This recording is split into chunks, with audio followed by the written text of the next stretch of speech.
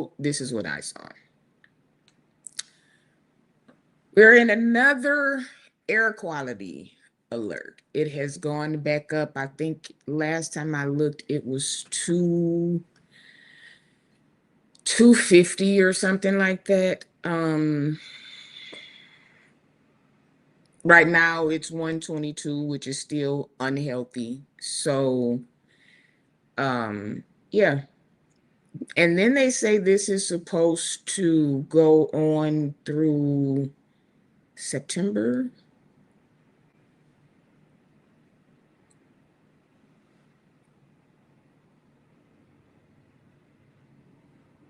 What in the Sam?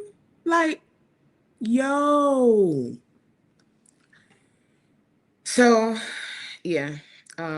That's where we are. We are back in it's low, but it's still there, and I'm not. I I'm not. There is there's a certain smell to it. Like, you know how it is when you know what fire burning smells like. You know that. But this has like a underlying burn to it that is just is y'all say it's trees. Blink twice if you think because nah. I it's more than that. It is absolutely more than that. So let's see.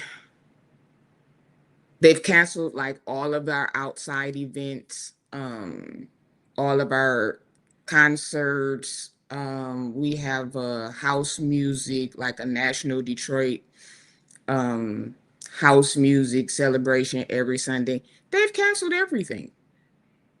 They've canceled everything. I do hear people outside in the pool. Uh, their kids. I don't know. It just I know my kid wouldn't be out there. I don't even let my fur babies out. So I know I wouldn't let my human baby out. Like, I'm not doing it. What's up, Prayer?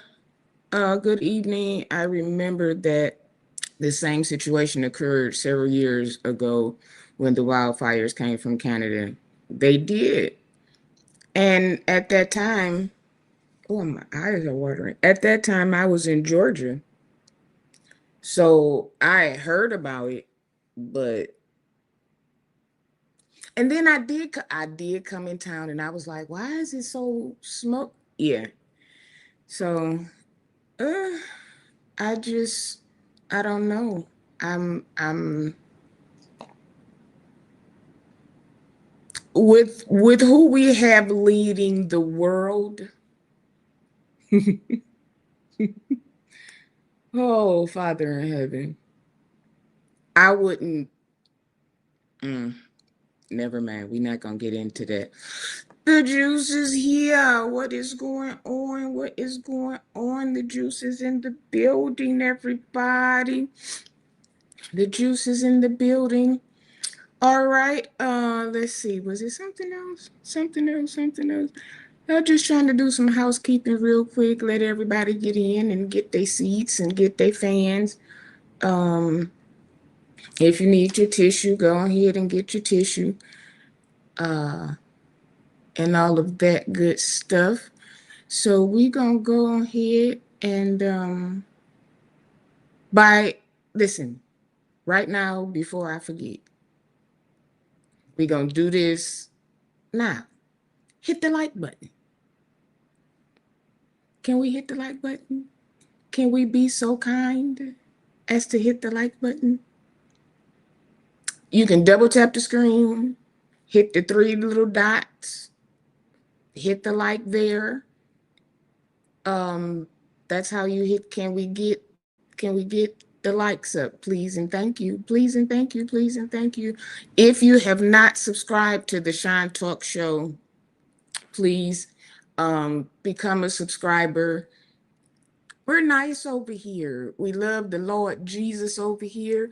We likes to have fun over here. We tells the truth over here.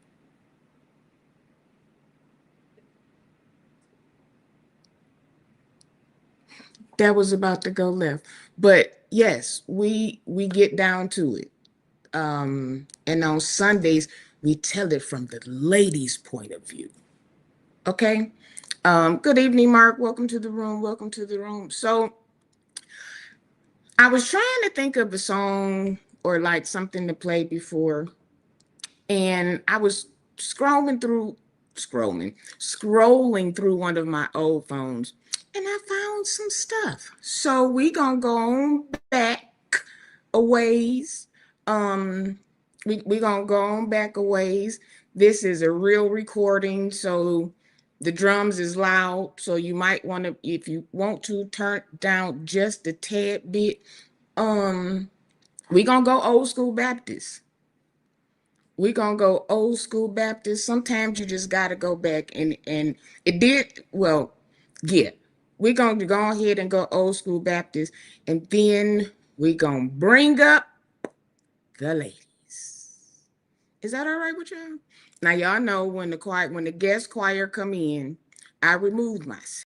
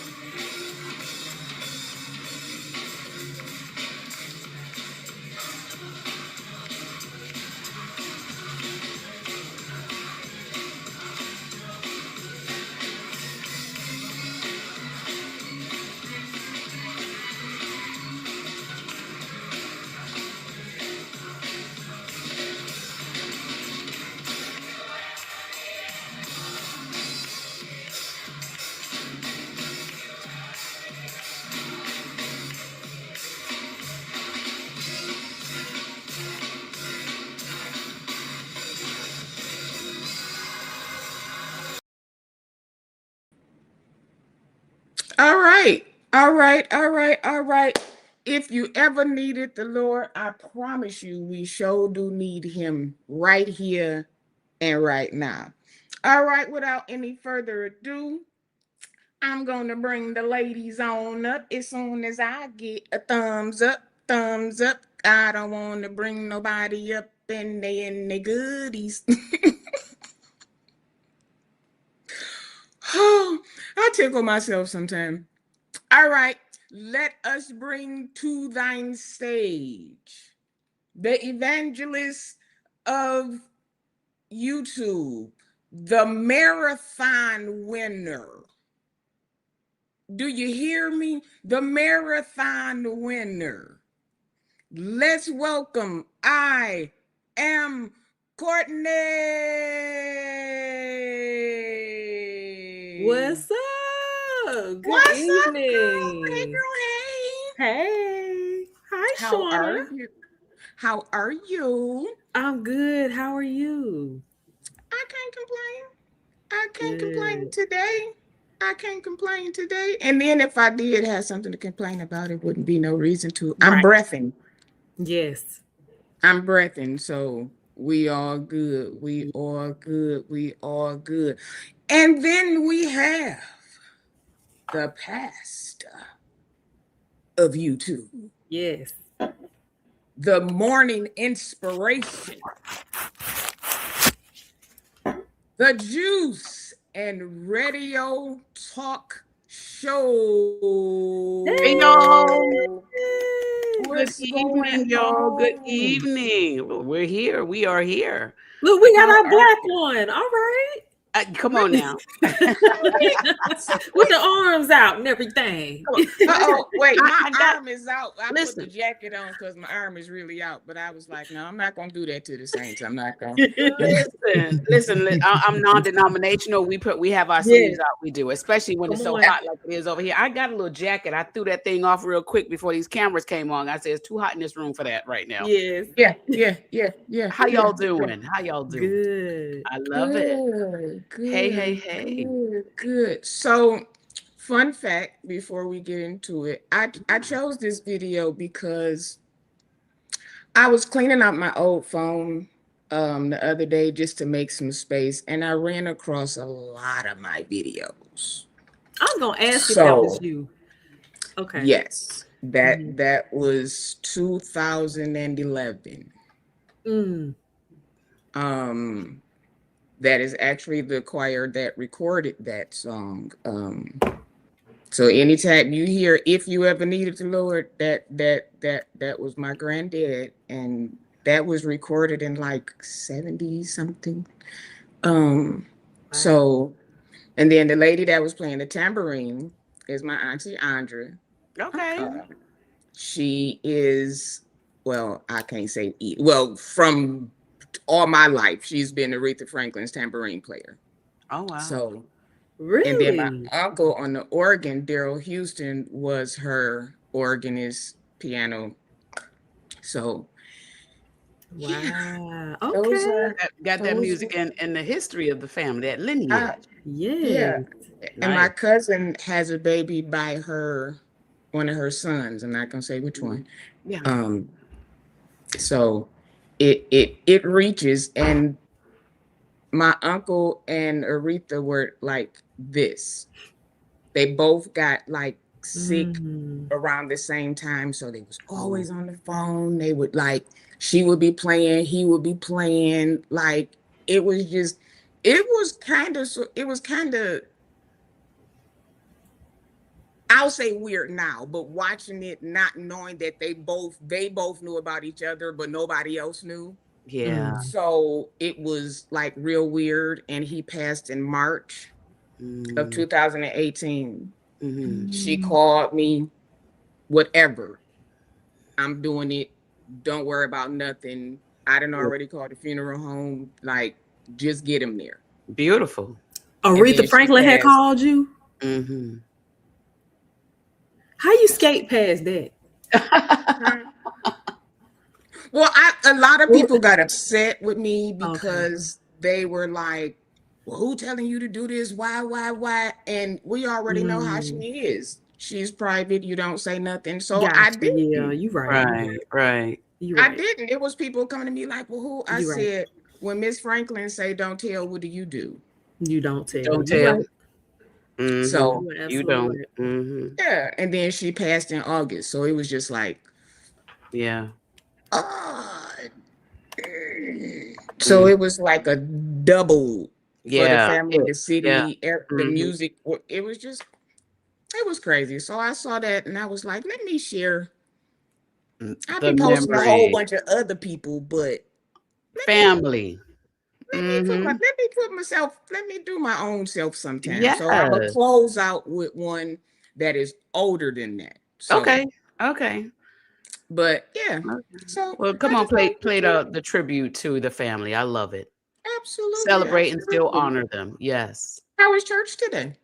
It was so good. Let me tell you, I went over there to Divine Faith Okay. Ministries with Bishop Battles, and Oh, let me y'all tell you, like battles. come on now, that Bishop Battles, he ain't no joke. Yeah. I tell you, I've been like, enjoying his services over there. My husband really enjoys him. And so we had a good time over there with Bishop Battles. He was Okay. wonderful minister. Bishop Battles, you got two. You keep on. You got two of them. They lurking. I know. Lurking. I know. We over there watching, I'm telling you, but very, very good, kind man of God. And, and he really teaches on, don't give up. God's got something for you, just trust him, just stay in the faith, and, and he cares for you, and he's gonna, take care of you. And sometime when you feel as though, nobody's there, or God's not with you, God will show up, and he does things on his time. But he's your father, and he's going to support you. And you basically just got to trust him, even when you're going through hard times. And we feel as though we don't have to go through hard times, but it's not a sign that God is not with you. You're going through it, so that's the sign that God is with you. Because you're going through. Okay. Yeah, you going through. You being in and stuck and all that's a different thing. When you're going through, the key word is through. Come on now. Just Yeah. Where did you attend? Did you go out, or I did a survey on my channel today to see who went out, who stayed in, who went and so forth. Let me see. What's my story? Did you go to church today, Sean, or did you? No, this air is still crazy. Oh, so yeah, that's right. Y'all got that going still over there. Yeah. Watch your lungs. I'm telling you. Yeah, I've been. It's actually sitting right here in front of me. My hailer is right in front of me. As a matter of fact, just because I'm gonna go ahead because it's been over to that woman. Like, I'm so sorry. I felt like I looked too plain, so I had to. Listen, you were gorgeous then, and you just gorgeous her. Put an ER on it. Gorgeous her. Put an ER on it. I love it. I'm sorry. No apologies necessary, girl. Do what you got to do. No apologies necessary. I understand. Yeah. Oh, Courtney went to the house of the Lord. Okay, Courtney, where'd you attend today? My church. So I attended. Yeah, I'm not gonna say the name, but I don't want no problems. But what? I had an amazing time. Yeah, you know how these internet streets are really interesting. Well, so go ahead. Yeah, I'm not gonna say the name of my church, but That's great word today. Yeah, it was right on time. We are right at the cusp of transitioning into a new facility. So you sound like Brian Carr ministry for a moment there. No, it's not the same. That transition to a new facility. Not the same. No, so we've been renovating a facility, and at our facility that we are currently in is paid for in full. Yeah. And so we're now about to go into this new facility, and we're about to get that paid off in full as well. Isn't that a wonderful do not play feeling? Those games. Yes. Isn't that a wonderful feeling? I mean, to be under a leadership of pastors who manage money well, who know how to do that, and then just to even say, our building is paid for. And that's the one thing that, I enjoy also with Bishop Battles. Over there at Divine Faith, his building is paid for, and he's building another facility adjacent to it that's going to be this huge, beautiful community building, and he's been doing it, finance free. He did mention today that he may have to finance, is not the road that he wants to go on, right? But he may have to finance. But isn't it a wonderful feeling? Courtney, I felt when I went in there, I felt as though kind of like light when he mentioned that, because I said, here's somebody that's not going to be beating you up for money. And it's right. making me feel better to be able to tend a place that's not in debt. I don't know. It's kind of like a freedom to get from being there. But see, so I often call him Dr. Battles. Bishop Battles. Is he a doctor? I don't know. I call him Bishop. I haven't learned. I know some people mention doctor, but I haven't looked up any doctorates. Okay. He's right there, in Jonesboro. Yeah. I know exactly who he is. I sung in his church before. So Bishop Battles has always been that guy, very resourceful, very, all the things. He's older, as well as Yeah. my pastor. Yeah. He's Older. 71. He mentioned it today. He's 71. Mm-hmm. And my pastor is in her 60s, her and her husband. Mm-hmm. So you're dealing with older people who are more seasoned and have more wisdom. True. Mhm. So when it comes down to this matter right Business. here, Yeah. It's a whole different viewpoint. yeah. Yeah. Yeah. Mhm. Mhm. Love it. I'm glad you enjoyed church today. That Yes. is absolutely wonderful. We always got to welcome the prelate into Hi, St. Yes. Hey, James. St. James. Hi. Um, St. James, She stop. goes to Kingdom City. I did go by there you today. did? You did? Okay. On my way to church. Okay. Via What the parking lot look online. like? I said via online. Oh, Via online. I'm not in Charlotte. okay. You My know, husband went over there online today. Mm-hmm. He I'm did. I bet you everybody was over there today. He went over trying to there see I'm what's online. going on. Mm-hmm. Yeah. I was there. But I must say that I tipped out early. Mm-hmm.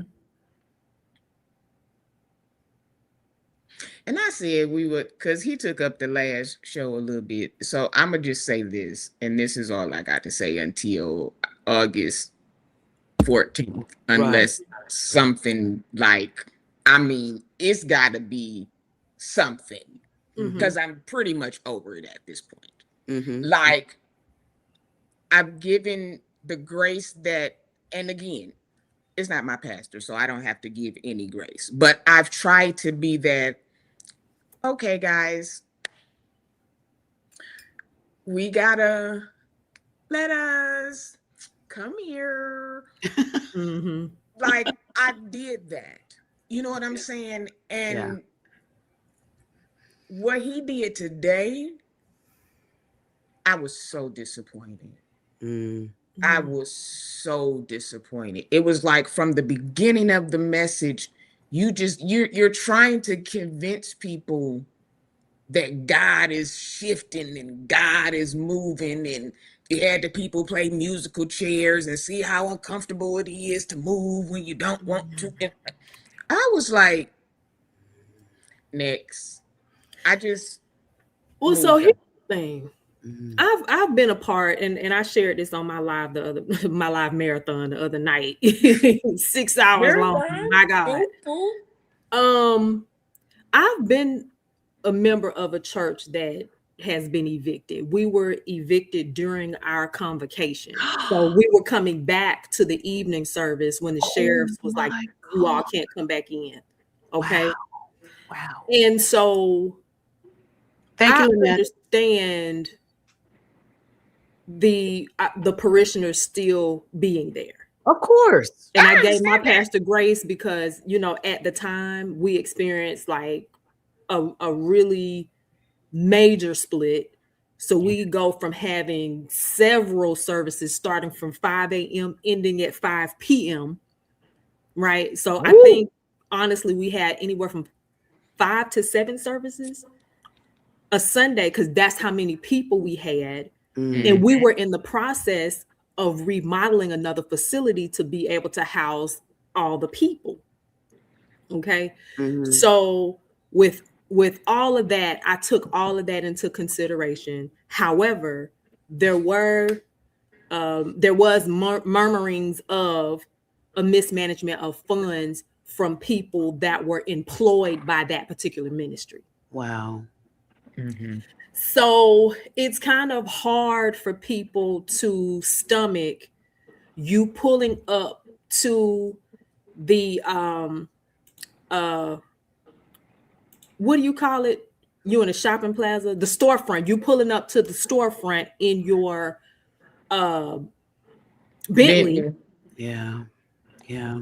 while we're being evicted. That's a problem. Yeah. Like, and I Yeah. don't, at this point, I don't fault the members. Like the apostle said, and it may sound a little crazy, but it's real gangster. Mm-hmm. It's real gangster. because you could. Here's the thing. Y'all have the ability to cut the cameras on and off. Yeah. You can show your. Today could have been one of those days, and I'm pretty sure people would have understood if Right. you just cut to your closing and your laying of hands and thus forth and so forth. All of that stuff before. But why would he cut his sermon? Because of what his sermon was. If he was speaking to his congregation, then that should have been a private moment. But you have to understand that he also has an e-church. It could have been e-members they as could well. have had it for right, but they could have had it for KCC members. However, whatever part of it, whichever state you in, it should have just been for KCC members. If that's the subject that you want to get, that God, this is God shifting us. This is this, because to us, it looks like foolery. Well, I want to view it from this point, like all of, us YouTubers and influencers and content creators out here. He has from my opinion, I believe his social medias are monetized. And so he may be getting a huge amount of money from the monetization part too. And again, I think that's based on him having a conversation with his social media team as to what do we film, what do we don't film. And if he has authorized them to just film everything, then it goes back on him. And we understand that Prophet Brian Carn, my thought, my opinion, does like a little bit of the controversy. He likes to go viral. And I think that's part of why certain pastors will not cut the cameras off. They will leave them on because the controversy to some of them is something that they welcome. But I'm gonna push back. But I still don't understand why would he cut the cameras off. Cutting the cameras off is cutting off his evangelism tool. No, not so why would he do that? Not today. Today, after everything that just happened this week, not today. But that's what people want. No, that's what everybody want him to cut the cameras off.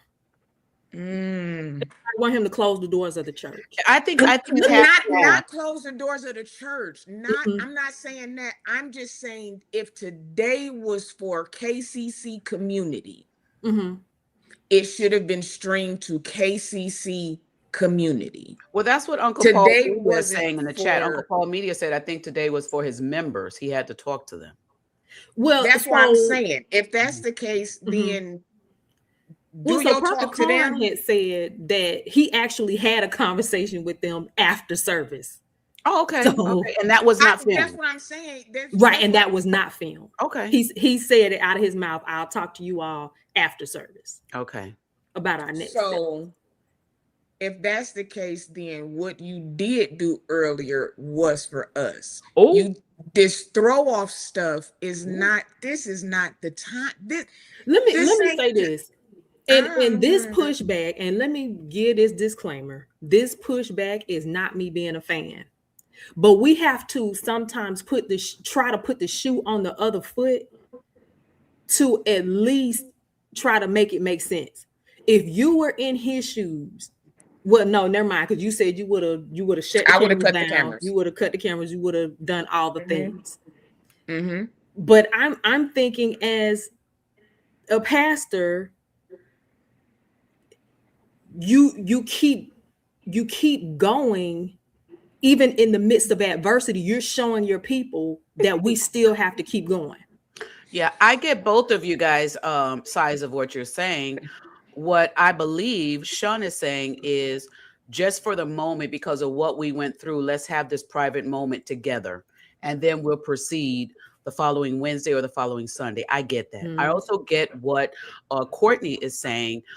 You do have a public church that's out there that watches you and wants to be a part of that. And they may feel as though they're being left out because they cannot attend in person. So it's going to be controversy either way. Listen, part that say This this and part that say that. But I get what both of you are saying, and you're actually both accurate. this what you do. Play one of them old goodies if they need a fueling for the day. You and your congregation, the people that you need to talk to, then talk to them. Because, okay, this is just my opinion. What it looked like today was another lie. Here's what I would think, and I was thinking about this morning. I didn't watch Prophet Karn's service this morning. I was booked and busy this morning. But here's my thought of this. Had it been if I was in his shoes, I would have asked one of the other ministers to minister today. Or that. Absolutely not. That's what I would have done. I would have asked one of the other ministers to, but I would have still been in the congregation. I would have just simply said, hey, I'm going to have minister, John, whoever, to minister today. And he could have still, Prophet Karn could have still went up and did the introduction and did the music and did the greetings and all that, but simply said, guys, I'm going to, get a little break today, but I'm here with y'all. But today I'm going to have bishop or pastor do the ministry. I would have done that, and I would have sat and enjoyed the service with my members. That's what I would have done. Yeah, now, again, I would probably get kickback from both sides on it as well. Some would have probably enjoyed it, some would have probably not. But we can all view it as how we would have done it, and there's going to be opposition on both sides. So Prophet Karn made a decision to do what he did, and he did it, and he's going to have opposition, and he's going to have those that appreciate it. So it's just the way it's going to fall, and we're all going to have our viewpoint of how we should do it or so forth. But that's simply the way I would have done. And I watch him on Sundays. I like him. But I just didn't. Today, I was just like, I don't know. I don't know about today. Yeah, I get it. I feel it. I don't know about today, because you can't deny. I don't deny his preaching. Like, when he teach. Again, you pick up what you pick up from certain folk. That ain't my pastor, so I'm not like fully engulfing everything that he's saying. But when he's right, he's right. So I didn't go in today to be like, well, what he gonna say? My honest opinion was he ain't even about to talk about this. I have a question. When y'all say he doesn't have humility, y'all want him to walk around with his head bowed down? Like, I'm trying to figure out what are we looking for from him? Do we need him to apologize every 5 minutes? Like, what exactly are we looking for when we say he has no humility? And here I want to answer this question that you're putting this way. We all view humility in our viewpoint. It may not match our partner. It may not match the next person. But for us to determine what is humility, that depends on the individual that is looking for that form of humility. It does not mean that Prophet Brian Karn has to match what we're looking at, but it's not going to match 100% to everybody else's viewpoint of it. Now, Lynette's viewpoint of humility may be different from, anybody else's. So when people question, like you just did, Courtney, what are y'all looking for? It's not going to be the same. It's not going to be the same. Just like we're talking about the message today, it's not going to be the same. I may look at Prophet Karn and say he's not being humble because he keeps saying things to the bloggers. Somebody else may say, well, that's not, saying that he's not being humble. He should talk to the bloggers. So the stance on what are we looking for as a form of humility is based on the individual that's asking or stating the question. I get it. Because I think, and again, because I know I'm going to be attacked as one of the harem or as a Karnite or as a fan, and that's fine. It's not the case, but that's fine. No. We cleared that up. I try to give it. We did. I try to give a different perspective. Imagine, and I feel like saying, Regina, you said this the other day in your apology address, and you can correct me if I'm wrong, but just imagine the immense amount of pressure this young man is going through right now. Which I mentioned, correct. And so put yourself in his shoes, right? To the likes of which maybe the person who has gotten the closest, maybe you, Pastor Regina, because you've pastored a church before, right? Correct. So outside of that, we're just bystanders looking. Right. And a lot of times it's easier said than done. Right. It's easier to throw an accusation, a criticism, because you're not close to the individual. You really don't have a real care for the individual. It takes a person to really have real care for somebody to walk them through and to be able to go through what they're going through. And a lot of us who are outside don't really have a true care for certain individuals that we do commentary on.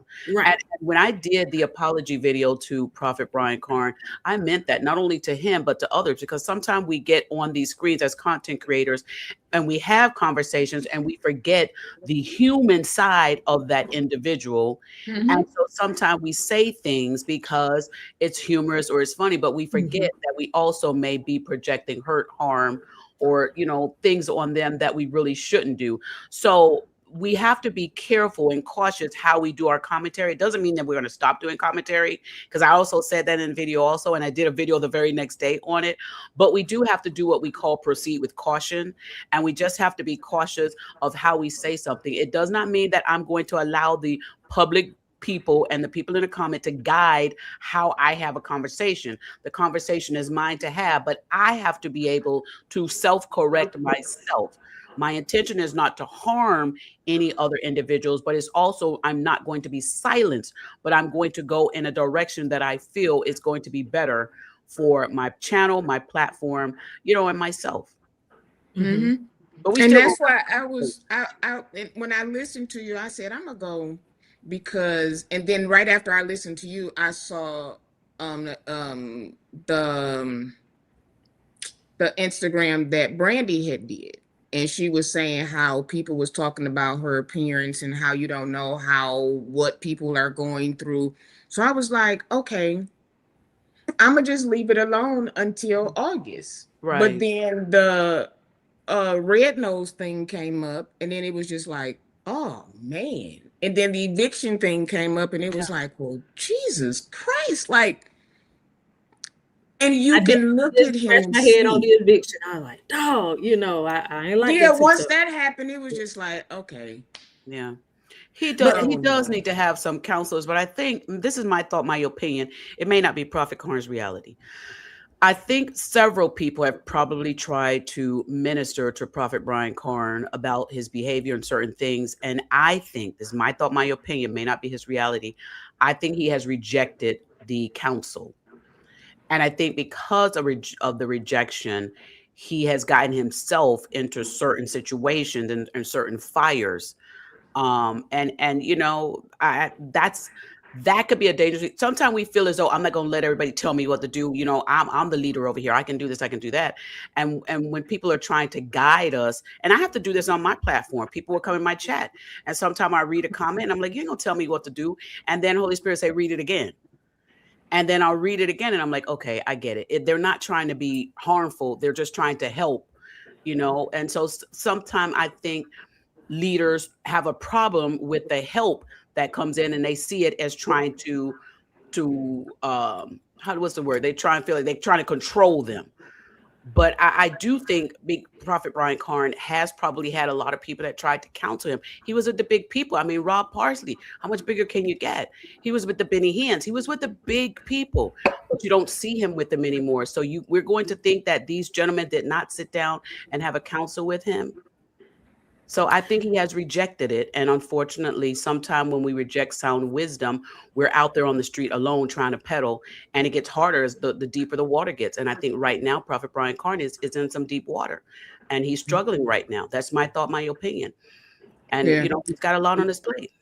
I want to, Dr. Blue said you apologize and double down in the same live. And I think No, I the didn't. thing that happens is, when it comes to him, it's like nobody wants him to go to jail for real. No. That's just real talk. Nobody wants him to go to jail. This is a terrible situation, regardless to if it's self-inflicted. Yeah. But at the same time, it's still bad to watch someone go through this, and publicly, and almost every Continue. day.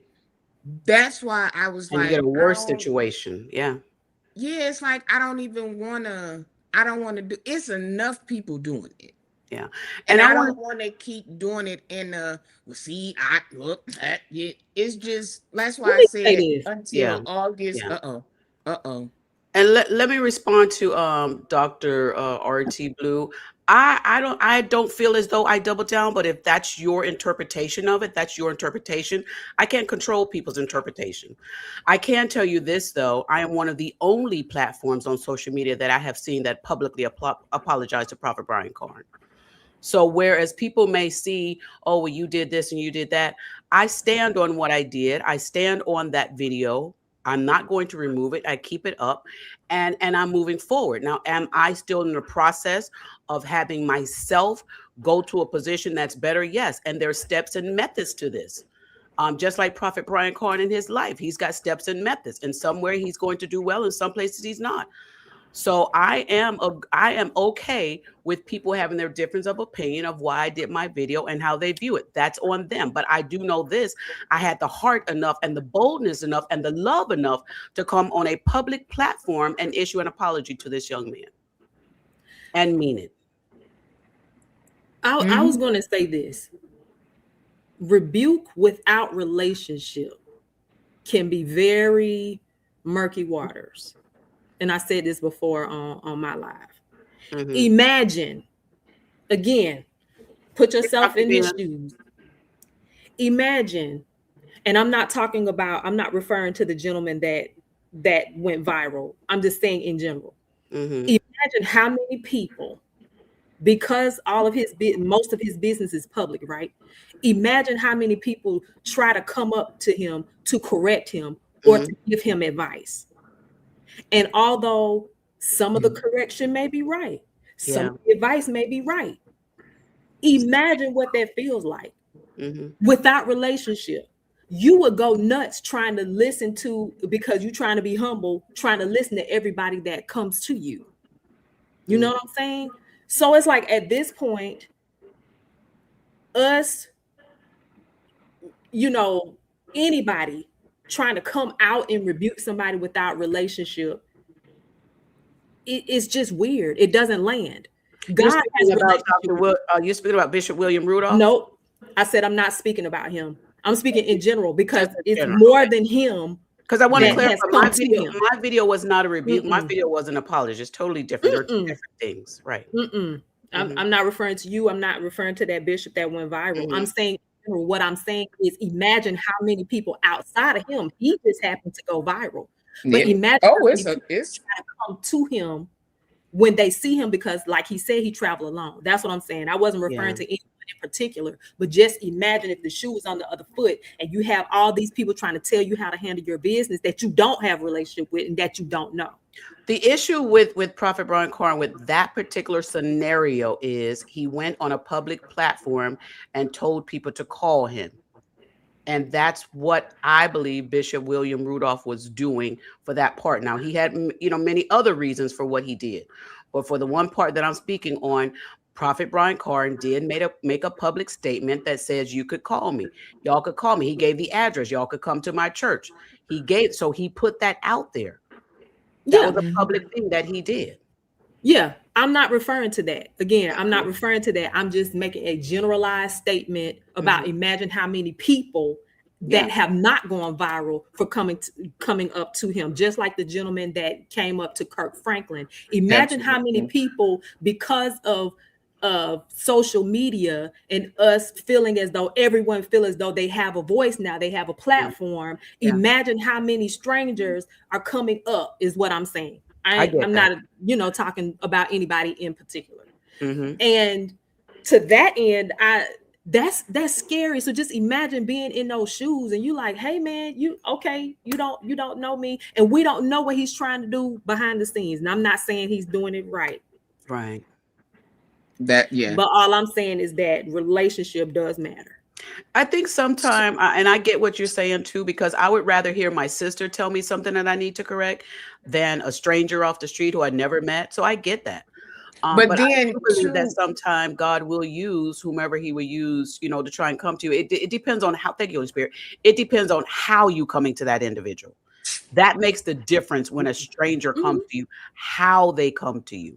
It makes And a that's whole. the thing. You can't just run up to nobody rebuking them and telling them to repent. It depends on That how. giving a message and even if you feel like, or even if the Lord told you, I don't know who, however, you don't have to deliver it in an aggressive way, Right. because one, you're not the father. You can say it in a way that, No, we're not, Tyler. No, we're not. Yeah, no, and because we're not judge, jury, and executioner. And I think that's what everybody want us to be.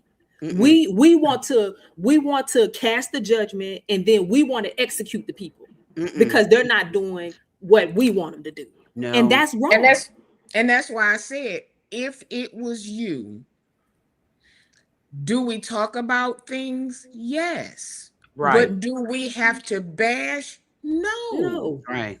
It's a subject, so you can't not talk about it. I You do want can to say this, choose Sean, not to talk and about it. I do want to say, and if we have laughter, because I'm going to laugh on some of my videos, and I'm going to have some humor, but I'm not trying to cause any harm. But we don't know how people will receive things or accept things. So even in my humor, I still am going to use caution, and it's not just for Prophet Brian Carn; it's just for my channel going forward. So, but it does not mean that I'm gonna be up here and be straight faced like I got Botox and I'm not gonna have no emotions and I'm not gonna laugh and so forth. And I'm not gonna do that. I'm still going to have conversations, but I just don't like when people feel like you're supposed to be straight faced and one dimension and so forth. Yeah. And I'm never that. And we can definitely have the conversation and not agree. You know what I'm saying? Correct. The conversation can still be had. That doesn't mean that we approve of any wrongdoings. And even if we did or if we didn't, it does not matter. At the end of the day, if it's a legal matter, the courthouse got the final, the judge got the final say, right? And then ultimately God has the final say. We just have an opinion. That's it. That's our opinion. But people want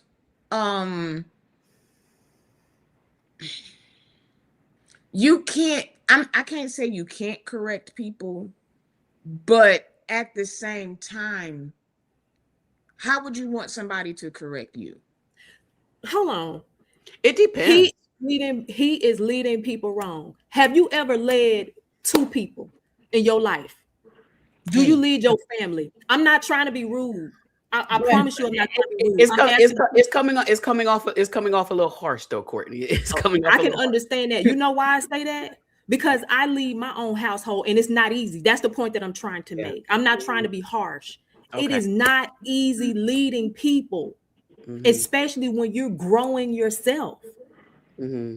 As a parent, leading my own household, having to be a parent and tend to my children and make sure they're okay, and then going through my own personal struggles. It is not easy. That's the point that I was trying to make. I'm not trying to be harsh. Okay. The point that I'm trying to make is that we got to have more grace, man. I think we have to be led by the Spirit when it comes to trying to rebuke somebody and correct somebody. You truly have to be led by the Spirit. And what's happened in society, thank you, Holy Spirit. What's happened in society, we're led by flesh and we call it spirit. And so we have to get back to knowing, did God send me, or did I just get in my flesh and want to take on an assignment that God never assigned to me? So we have to be careful. Which one is it, flesh or is it God? I think that's what happened. And a lot of people who are in church right now, they're very fleshy. They know of a situation, they know of circumstances, and they feel as though, oh, God's telling me to do this. But no, it's your flesh. You're in your flesh. You may perceive it to be God, but it is not. And so we have to get back to truly knowing, is this a God assignment or not? And there are some assignments. Let me say this. There are some assignments where God will send you to have a word with someone that you never met. But you have to know that that's truly a God assignment. Thank you, Dr. Ben Israel. I understand what he said too. The beg to differ. John the Baptist was known for his rebukes, especially when he rebuked Herod and his household. But this part we have to remember, John the Baptist was being led by the Lord. And so he knew the difference between flesh and God's word. You can't just keep running up to people giving your opinion. Right. You can't keep doing that because one, we all have them. But again, there are people out here right now that got things going on and they don't want it talked about. Yeah. At all. So in that instance, when you get to other people, just like you want folks to hit you and quit it, hit it and quit it. We don't have to just keep going and going and going. Because I actually feel I can see in his demeanor, he's losing weight. Oh, I haven't Things are noticed. stressful. It is. He's got a lot on his plate. He does. He has a lot on his plate, and I don't want to just come on, Holy keep Spirit, that's good. But sometimes it's like when you go to the going. picnic, you pile it on your plate and then you can't eat it all. So some of a lot of the stuff he piled on his own plate. So that's why he has a lot on his plate. And I said the other day, I was saying, when I went to jail, that was it. It Turn gave the me a life around. chance to sit, reevaluate some things. I started writing again because I wasn't doing all of these things. I was just going, and I hadn't stopped. I was just going, and that made me sit down because I wasn't supposed to go. There you go. But something happened that day, and everybody that came up that day went. That just happened to be my day. You can't get me to do the same things over again. You can't get me back in that spot again. So, is it wanted? No. Sometimes things are needed. It's not a bash. It's not a throw off. He ain't the only one that gonna go. He ain't the only one. He ain't the only prophet. He ain't the only pastor. He ain't the only leader that has gone, and there's gonna be more to come. He ain't the only young man that's got to try and take care of his family. He ain't the only young man that's out here having to deal with that. And people always want to be so quick to correct, but do you take correction? Ooh. You can come That's on good. here. We can come on here and say, well, you should have, and you should have, and you should have. But can somebody come to your subject and say, well, you should have, you should have, you should have. Can it be done? So sometimes, again, I saw the hurt in Brandy's face when she was talking about how the messages were received. I don't ever want to feel like that. I've had that feeling before. So when I say, unless, I mean, it's got to be something like they picked him up early. Other than that, because at this point, I don't expect too much, like, because we're So going to have this- something. He's going to give us something to talk about because the Yeah. microscope is on him right now, Yeah. right? Yeah. Everybody is tuning in just to see, okay, what he's about to say next or what he's about to do. And let me share this based upon my experience. When I saw him in Houston, completely, totally different. He didn't say anything worth going viral. But Charlotte, I think because they don't stream in Houston. That's the They stream difference. in Charlotte. Oh no, that says so much, Courtney. That says so much. That's the You difference. said a whole mouthful, Courtney. Oh my God. That's why Very I humble. said It was you a can cut them humble cameras. atmosphere. So is it lights, camera, action? My God. See, I don't know, but I'm gonna say this. It was just a different environment. So, like for instance, I didn't even feel comfortable with even like going live or putting up my cell phone in I there. never Nobody did that had their in cell church. phones out. Unless I have permission. I never do that in churches. But you know, like Unless I have in permission. Charlotte, you'll see it. Like people just boom, they got their cameras out and all this stuff like that. It was a different atmosphere in Houston, and I saw a different Karn. So when people say he need to be humble, this, that, and the third, that's what I saw. That was my experience, and I'll be honest if it was different. Yeah.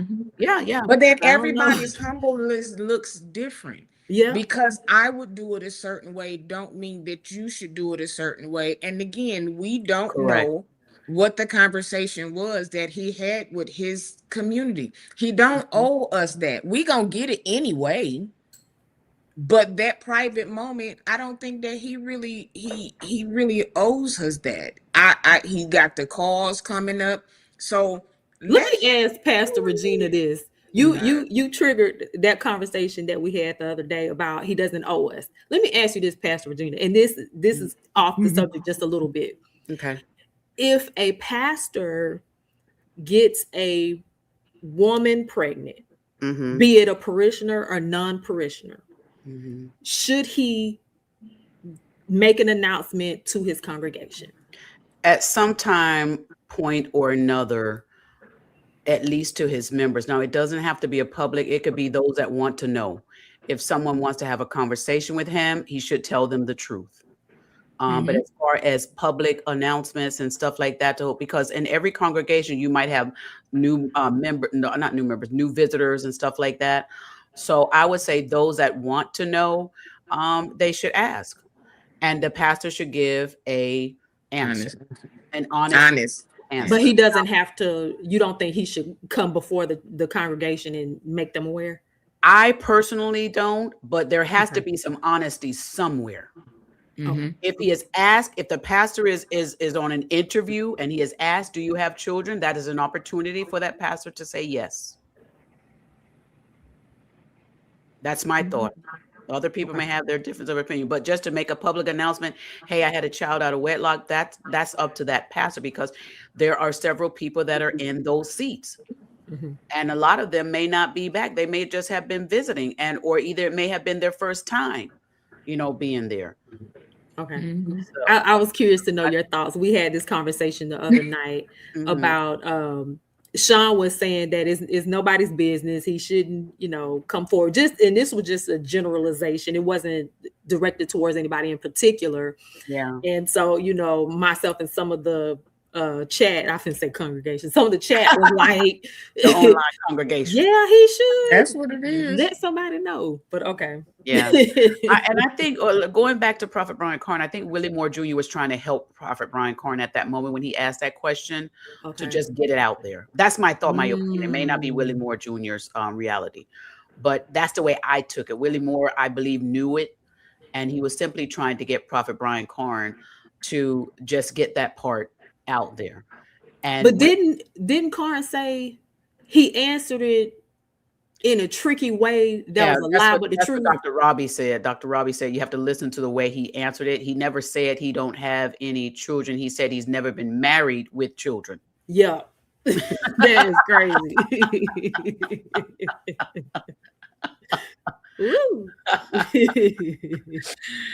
Dr. Robbie had to point that out to me. I think that some people have the idea of rebuke messed up. I think what people are calling rebuke is not rebuke. Some of them, I'm not going to say everybody, but some of them, when they go into that rebuke, is flesh. It's something you want to know. It's something you want to say. It's how you really feel. God ain't told you to say that. Those are the people that I'm talking about. And that's for anybody. That's all the way across the board. Don't use what you know and try to make it God said. I don't like that. Yeah. We was talking about that the other night too. So I'm not going to. Jesse is hilarious. Jesse is so funny. And then Mark had made a valid statement the other night as well, talking about rebuke. And he was saying that God chastens us, he corrects us, but it takes some time before you get to a rebuke. Because a rebuke is pretty strong. I don't think we understand that too. That it takes some time before he gets to that point. I think more teaching does need to be done on rebuke so that we can get a full knowledge of what it is. Because people see that rebuke as that do it and God said and do, and that's not rebuke. It still can be done in love. some people, if you review because you didn't take the trash out, God's gonna get you. You know, Right. so it depends. So more teaching needs to be done, and that's why ministers and pastors and leaders, those who are teaching the congregation, need to go back to teaching the congregation instead of preaching about what they're going to get from God, how God's going to bless them. We need to go back to really teaching the word. Bible study has, in my thought, my opinion, has really been removed from churches. Yeah. It has. It has. It has. Okay, so we did the preliminaries. So before we go any further, we're gonna go ahead and ask you to please hit the like button. Please hit the like button. Subscribe to all 3 channels, well, 5 of them that's going right now. And as always, please turn your notifications not just on, but to all. Oh, yep. Oh, Not right. just I just learned that this morning. Turn them to Oh, all, wow. so you get all the notifications. That's for shorts, posts, whatever it is. That's what all mean. All. That's just that. So I saw a couple things that I wanted to bring up because one, I brought this one up because one, we have to at some point take a mental break from social media. And the reason why I say this is because I don't know if you know the twins that do their skits. One of them left. He was reported missing. Oh no, And I haven't seen he this. said, I don't even know who these guys No. are. I don't. They do TikToks and they do a lot of stuff on Instagram. They're twins. Okay. And he said he just needed a break. A break from what? Or Social who? media, because they're content creators. Okay. Yes. Oh my They're God. content creators. Yes. And he just wanted to get away. Yeah. Yeah. When can your only imagine. people, when you have parents, and once your child finds a niche, let them do it as long as they want to. Don't get excited and then force them Come on. to do it. Some of us content creators feel pressured because we be like, oh my God, we got to put up some content, our subscribers or so. That's stressful within itself. It's okay to say, you know what? I ain't doing nothing today. Yeah. And there's things on a lot of these social media platforms have tools that can help you with that. They will help you, like, disconnect and turn off. They have tools for that. I know YouTube has it. Hey, I don't know what it's called, but like you can say, hey, let me have a downtime or something like that. But here's the issue. Streams and stuff like YouTube, Facebook, and all that, in order to make the money, when you begin to be monetized, they push you actually to do more work. I got a notification right before we came on that said, you have only done 2 weeks of content in July. You need to do 4 out of 2. And I'm like, wait a minute, it's only 2 weeks into July, And so some of these platforms, they will push you to do more. And if you're not cautious and careful and trust God that you will still get your money, you will be on these platforms 24 hours a day. Yep.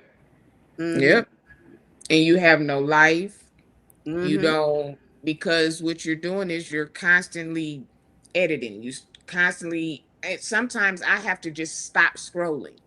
Yeah. Because I know if I'm scrolling and I see something, then it's okay. And then your brain starts thinking about what you can talk about or what your talking points and stuff are. So sometimes 2, 3, 4 in the morning. I just don't scroll because you will get into that. Oh, let me screenshot this because I want to remember to do it. And before you know it, your phone is filled up, your computer is filled up, your tablet is filled up, and some of the stuff you ain't even talked about yet. Yeah. And sometimes you look at your numbers and you're like, okay, when you do take a break, your numbers done went down and your check went down. And your number, and you're like, well, oh my God, now you got to hit it hard, and you ain't getting no sleep, you ain't getting no rest. But you have to, again, we have to be able to, and I'm gonna just say this to the church community because it's not the world community. You got to be able to trust God. You got to get your rest, Yeah. and you got to be able to trust God. If the numbers are low, the numbers are low. Sometimes my numbers are up, sometimes my numbers are down. But one thing I have learned is, if it's 8, 9 o'clock and I don't have a show to do, I'm in my bed and I'm Yep. watching Netflix or Peacock TV or something. Mm-hmm. But I realized the other day, Sean and Courtney, that the majority of my time lately has been on YouTube. And when I realized that, I said, wait a minute, Regina, you need to pull back. Because I try to support so many people. And I was like, oh God, I got it. We got it. And do my own stuff. And I said, I got to pull back. So you have to get to the point like the young man you said he did. He said he need to pull away. And it's a good thing that he realized that, because a lot of content creators, they don't get to that point. Instead, what they do, they take their life because of the burnout and because of the negative content. And I think Ms. Cruiser said something about some people, I don't know which one of them said it, said that, Shira Rosalind said, she can tell when creators are burning out. Sometimes when you're burning out, your content isn't as best or as good, and your viewers see it, and then they start giving you the negative comments. And a lot of content creators can't take the negative comments, and so they feel as though they're failing, and they end up taking their own life. And so I'm glad that this young man decided, I got to step away. I can't continue to push. We have to look at, thank you, Holy Spirit. We have to look at these platforms, especially when you're monetized. You have to look at them like your job. What is your 9 to 5 job? You know, what hours do you want to do your 8 hours? But you should not be doing 7 days a week, 24 hours a day. It's not good. So if you're monetized, look at it like your business. I'm going to work these hours, and that's what it's going to be. Instead of, because a lot of content creators don't have time when they do stuff. They just do it. And so don't better manage your time starts managing you. And you got to be able to better manage your time. Yeah. All I'm going to say is this. I'm just going to acknowledge you. Faithful Wisdom, I'm acknowledging your comment. That's all I got. I saw that comment when she was talking about what we would think as far as ladies. Is that the one you're talking about, Courtney? Yes. Yeah. Listen, I missed it. all of us may have differences of opinion, but if anybody does something that is illegal to any of my children, the law is going to get involved. That's all. right. Okay. That's right. But okay, but wait. How do we even get there? Nobody ever said that anybody was taking advantage of. These were grown women. I think she's thinking about the women. But they were grown. These were not children. They were doing what they wanted to do. And then they told their story. But I'm not going to say nobody was taking advantage of. Dr. Blue, to answer your question, they did say their dad had a lot to do with it. I didn't say it. That's what was on the streets. And 9 times out of 10, because they're monetized, right? Whew. I know it's hard. Yeah. If your livelihood is content creation, mighty God, I can barely do the little 1-2 I'm doing. I can only listen. It's a lot. I can't keep up with all my channons. I just can't. Y'all DM me, and 3 weeks later I get it.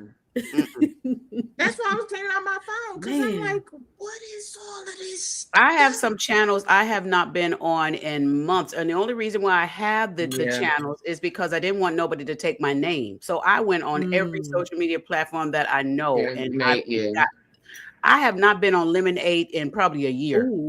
I forgot about Lemonade. I forgot about it. I might need to. I might have. I need to go check. I forgot about it. Forgot about it. I just hate that. But I'm glad that he was able to pull away and say, "Hey, I need a minute." This whole social media thing, which my church is about to go into, we're going into a complete shutdown, a solemn assembly, where we're all pulling away from everything and taking a moment and fasting. And my pastor was like, y'all can go 31 days without social media, right? And I'm like, I think I can, because I'm not monetized or anything like that. So it's not like, I'm making a living off of here. But I can only imagine, like, if this was my full time, this is my bread and butter. Yeah. That's how I pay my You're rent. always and stuff. it probably feels like you're always chasing the cheese. You know what I'm saying? So I can imagine how hard that is. So many other people are coming on board. I did a survey the other day where I actually went to different content creators' pages, large content creators, even Mr. Beast was included in this, and others. And I watched several videos that they have done like a year ago. I looked at their numbers, and I looked at recent videos, and I looked at their numbers, and everybody has dropped. Yep. Everybody has Really? dropped. And I was like, God, what is going on? It's because more content creators are coming on board. So the viewers are having to choose who they watch, when they watch, and how long they watch. And several of the viewers are sharing several different platforms, just like, you know, all of us. So they may watch my live, may watch Sean's replay, may watch your replay, or may watch Courtney's live and so forth. But they may be trying to toggle between all of them and may not watch the full thing. So those, when people don't watch your full video, it actually drops your numbers as far as your income for that video as well. The length of the time a person watches your video adds to your monetization. The shortness of the time takes away. When you go into the analytics on YouTube and Facebook, it'll show you these people watch for this amount of time, and then the numbers drop. That increases your income. But when you have content, and that's why a lot of people, for those of you that know, that's why a lot of people do the short videos. Short videos, a person will watch a 5-minute video longer than, fully through than they would a 3-hour video. But then the advantage of the 3-hour videos is they watch more than 30 minutes. So at least it picks up some. So it's all in the analytics of the content. Well, okay, so let me ask you this. So let me ask you ladies this. What do you think the future is as it pertains to streaming and content creation and things that nature? Where do you see us going with that? I think people watch YouTube more than they watch regular TV. They do. They do. Yeah. That's just my thought, my opinion. Hey, everybody coming in. We're not ignoring anybody. It's just coming in fast. We're just flowing. Hello, valedictorian and everybody. Cola said Blueface goes live nearly 24 hours a day. They do. Are we coming down to this kind of content where people are streaming their whole life? You think we're heading in that direction? You know what? I think what direction a lot of platforms are heading on, or there are going to be channels.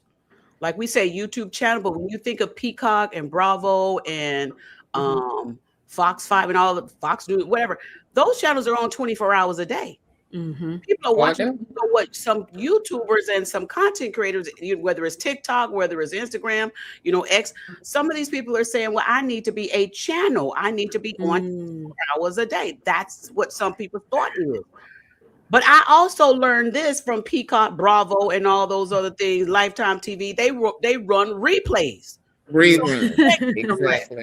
So I would run a replay in a minute. Listen, I remember when you went on vacation at one time.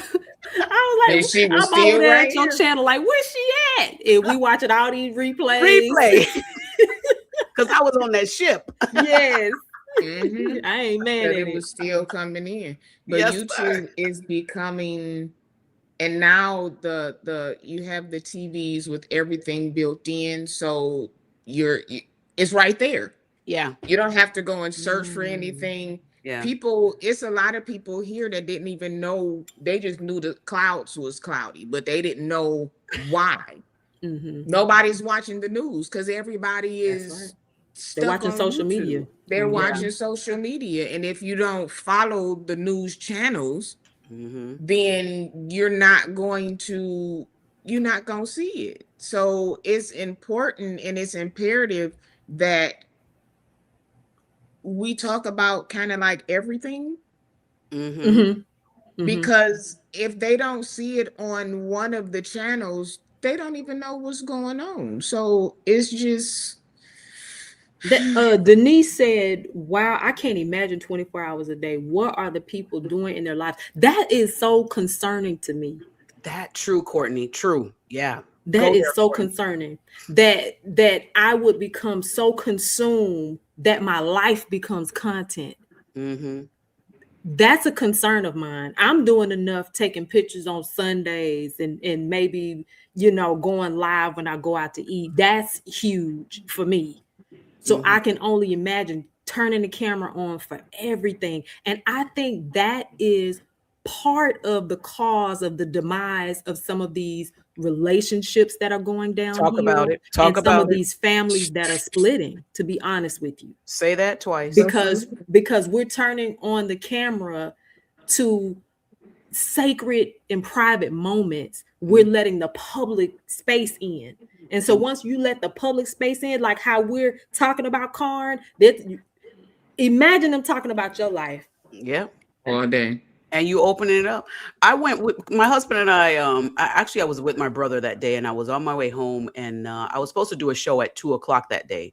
Mm-hmm. And was it 2:00 or 4:00? But anyway, I called my husband and I said, "Hey, I'm heading home." I said, "But I want to meet you for lunch." So he was out at an appointment. He said, "Well, I'll meet you at this little restaurant on the way by the house." And I said, "Okay." So we get there to the restaurant, and I pulled my phone out and I was about to record and show the people we're eating and having a chit chat and so forth. And the Holy Spirit said, "Put it away."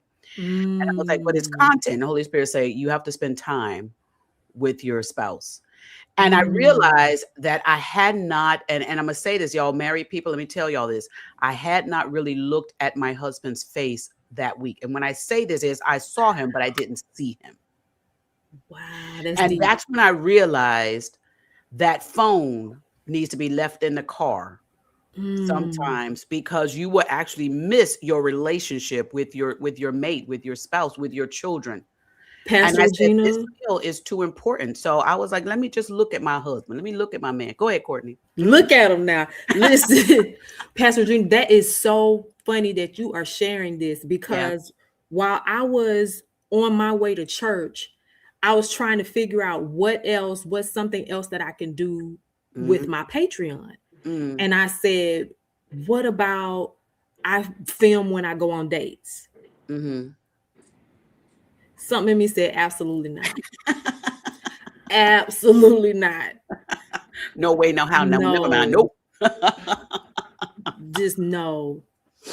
It's some things you can, and then there's some things that you can't. Well, speaking of dates, I love how it just goes to it. One of y'all always do it. It always happens. So I saw this and I said, well, we didn't do our questions last week because we did our fashion show. So we gonna go ahead and pop into these questions real quick. And I saw this one and I said, oh, well, let's see what the ladies will think about this. Okay. So this is the question. A young lady went on a date. She ordered some wings, asked for all flats. Her date says that was disrespectful to not ask him before ordering the all flats because it's an upcharge. I can't wait to hear Courtney's response. I was waiting. So she says to the waitress, honey, can I get the check on your way back? Split it as well, and I need a to-go box because she's Courtney, go first. First of all, let me say this. I love all flats. Do you hear me? This is not about eating a drumstick that make me feel like I'm 3. I love a good Give flat. me a flat. That's number one. So when I order my wings, I order all flats. Let's be clear. That's number one. Number 2. First of all, I'm not dating. Wait a minute. Let me get myself together. I'm not dating a man that's looking like the nerve of you to do that upcharge of all flats. Because what I will do is I will take the check. I'll pay the whole check. That'd be the last date. Period. Not the and it's a disappearing act. As soon as I pay the check, it's a disappearing act. I'm doing a Men in Black on you. You never knew me. You never saw me. You don't know who I am. Not over $2. You're not. Courtney. Yeah, exactly. That's what I'm doing right there. Look at this thing. Flashy thingy. Out of here. Courtney, who? Because it's going to be like, I'm out. Oh my gosh. I want to say this. My part on this is when you do order, we do have to be considerate Not that part, because you're on this date with somebody and you order all Me and flat. Sean. Now wait a minute, y'all. Now listen to the married woman, okay? Listen Yes, to the married ma'am. woman for just a Yes, moment. ma'am. Yes. You just automatically order. My husband does this sometimes. He, when we first were dating, he would say, okay, let me order a steak. We're gonna share it, and I want it well done. And I'll be like, hold on, wait, I don't want. I say, hold on, you didn't even ask me. I don't want no well done meat, And it almost feels as though you're being selfish because you're ordering what you like without taking the consideration of the other person. So you do have to address those things kind of different. You got to be kind of considered. So what I did, and that actually happened with my husband and I, he ordered steak and he was like, well done. And I was like, and I had to be careful because we were dating then. And I was like, excuse me. And I told the waitress, I said, can you give us a second? I'd come back and we give us a second. And then I told him, I said, I really don't like my steaks well done. Can we do this way? So I was respectful about it. And we were fine. So it all depends on how you handle the conversation. But I do think it's a respect thing to ask. Listen here. I like a man ordering for me now. I ain't gonna hold you up. So I would have liked that. But that well done would have you scratching my head like, brother. Listen here. Go ahead, if you asked me on a date, ma'am, sir, whoever you are, you asked me on the date. So therefore, if you asked me on the date and you picked the restaurant, I'm gonna need you to look at the menu. If you know it, then think about the prices, and I need you to triple that just in case. Don't ask me on a date, not a date, because that means you're trying to get to know me and go on the second date.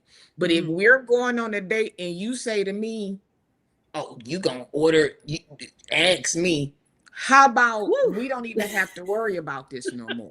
Because if you ask me on a date and you're trying to impress me, that means if I want to have 5 shots, your pockets better be deep enough for the 5 shots, because you asked me. No. Now, if that's not the case, I'm gonna need you to say before, hey, I know we're going to this restaurant. Some things are going on, or you got to get to talk to the person and see kind of what they like and where they tasty is. Now, if you trying to showboat and flashy me, then if you take me to this upscale restaurant, you should be expecting me to get whatever it is that I want. No, don't give me no. Is excessive though. I was just using that as an excuse. I ain't saying that. No, but women do that. Now I think that's disrespectful. Now I think that's disrespectful. You getting a whole 5 course.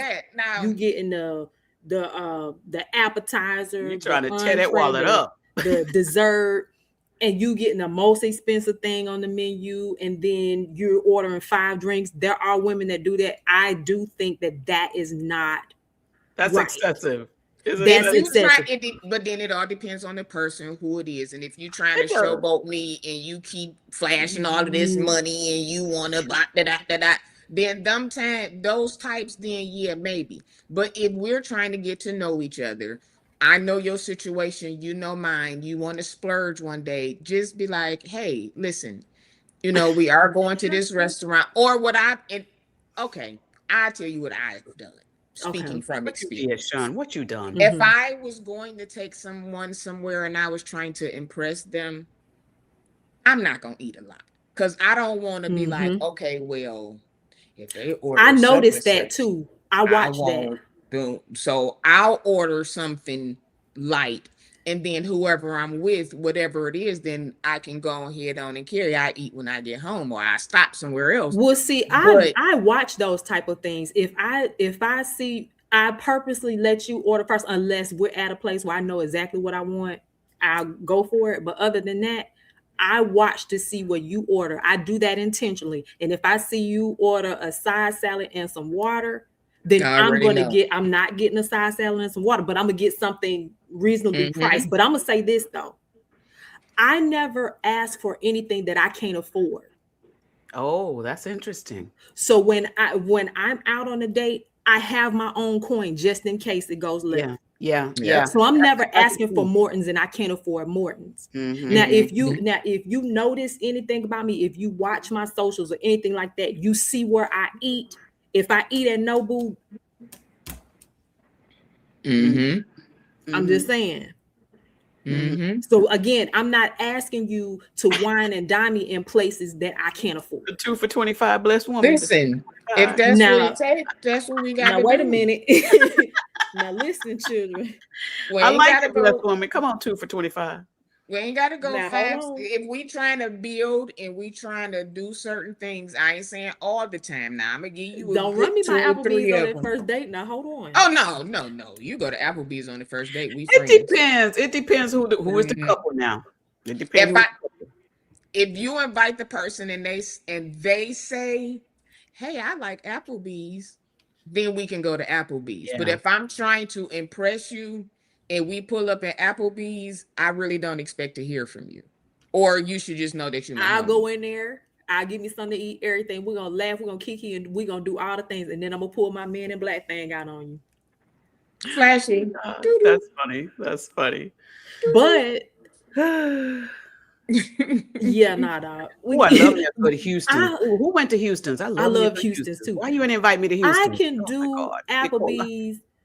You wait till you get into the relationship. Then we can eat at all the little hood spots. We can eat at all the little hole in the walls. Because I love good food, period. Yes. We know the Timmy Chans. We can do all those things once we're in. You see what I'm saying? Mm-hmm. Let's work out. We gotta work our way to the hole in the walls. To get in there. You got to go down, Courtney. You start up and then you go down. Right. Then so you'll know that I am an around the way girl. But my concern is you starting me off there and then you not trying to take it up. You see what I'm saying? I would say this. I would tell people, ask them, if the man is taking you out, you don't know what his money situation is about, and y'all go to a restaurant, ask him, hey, would it be okay if I ordered this? Are you okay with that? Because I would. And the reason why I do that is because sometimes and I have seen these things, okay? I've had conversations with people. I can't call no names.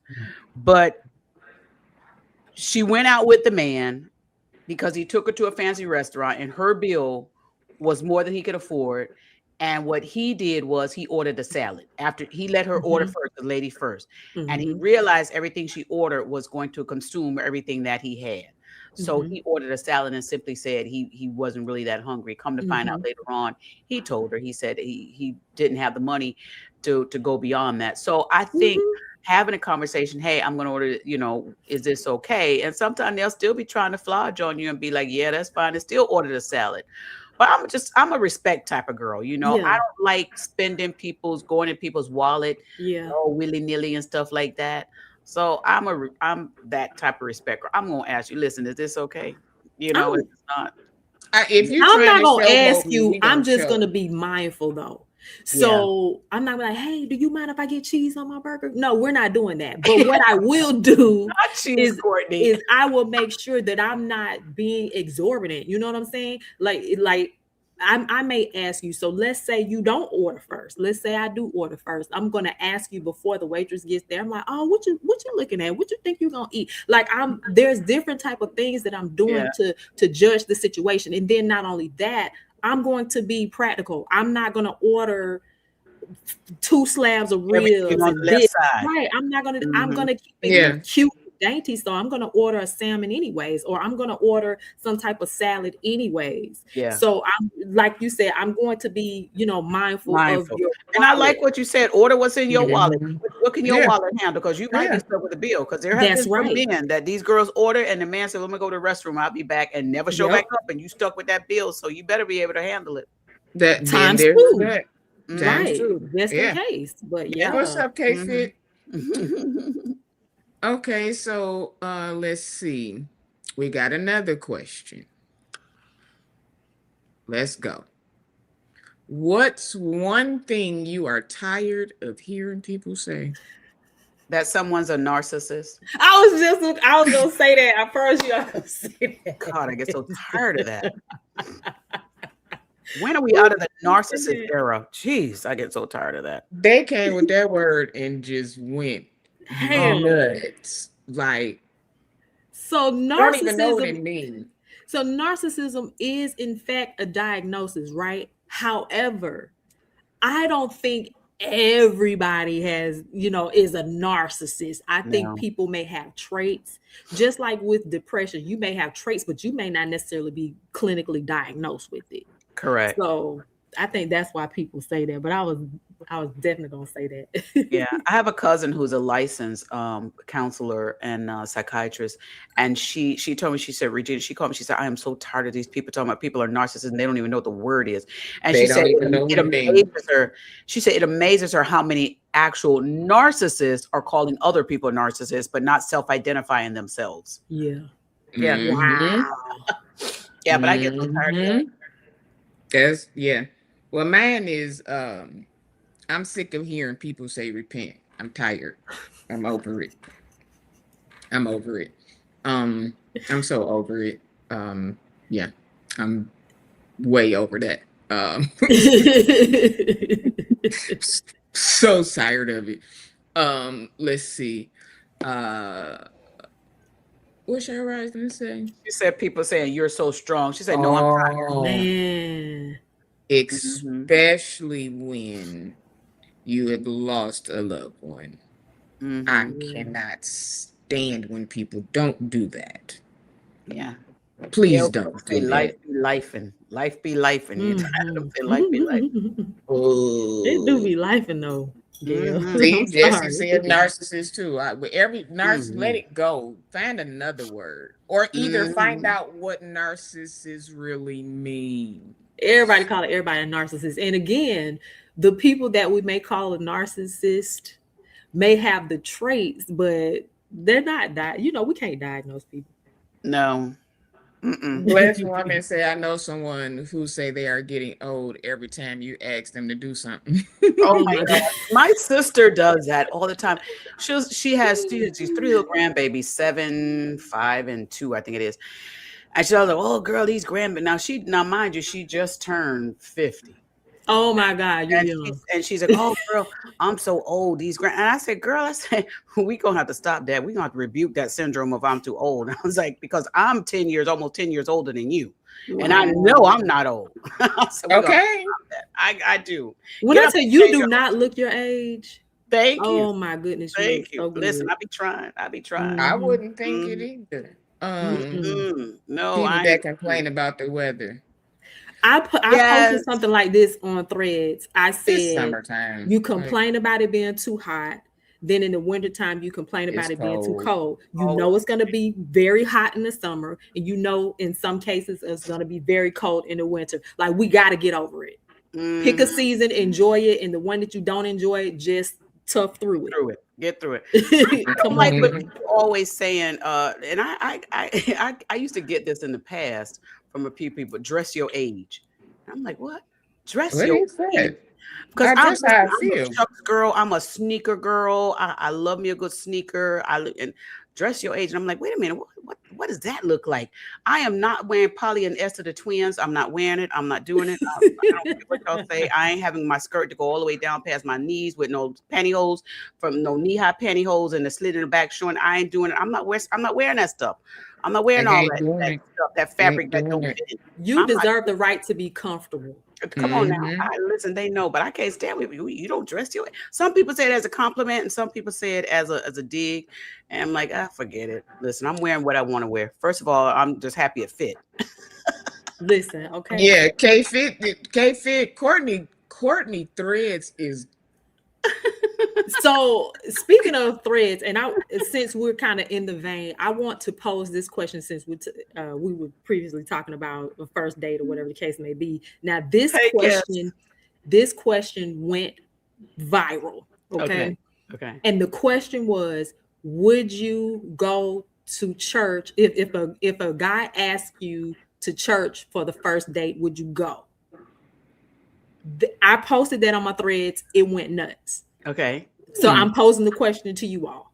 It If depends on what the faith is. First of all, for me, it depends. Is it he Christian, he a go to a Christian? cute little church. I probably would. I probably would.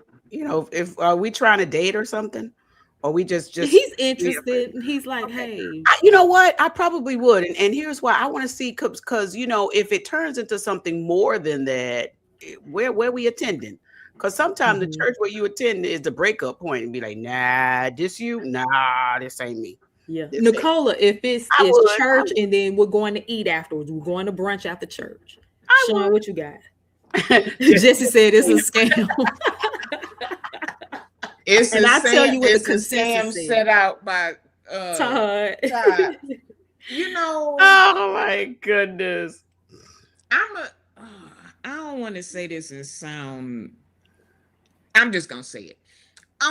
First date, if you asking me to go to church, I feel like you are, and I'm not saying this in a bad way because I love you being saved, but you just like save times 10 because your first, what are we doing at church? Like, send me a couple of We're going to worship. no, send me a couple of your online services First, you got to peep the scene. and Your let me online see, services. like, let me, The because person what if go to I'm not in? GEI. They go to GEI or they go to Triumph. For you. They go to a church you're familiar with. So you ain't telling me nothing. You wouldn't be taking me nowhere that I probably wouldn't see you at. But Might have met you there. Okay. Huh? So the consensus, I give you my answer. I give you my answer after I give you the consensus. Go ahead, Okay. Sean. What you about to say? What I was going to say is, for saved folk, that's not Cruz is crazy. too far out of you out. It's not too far out of the realm.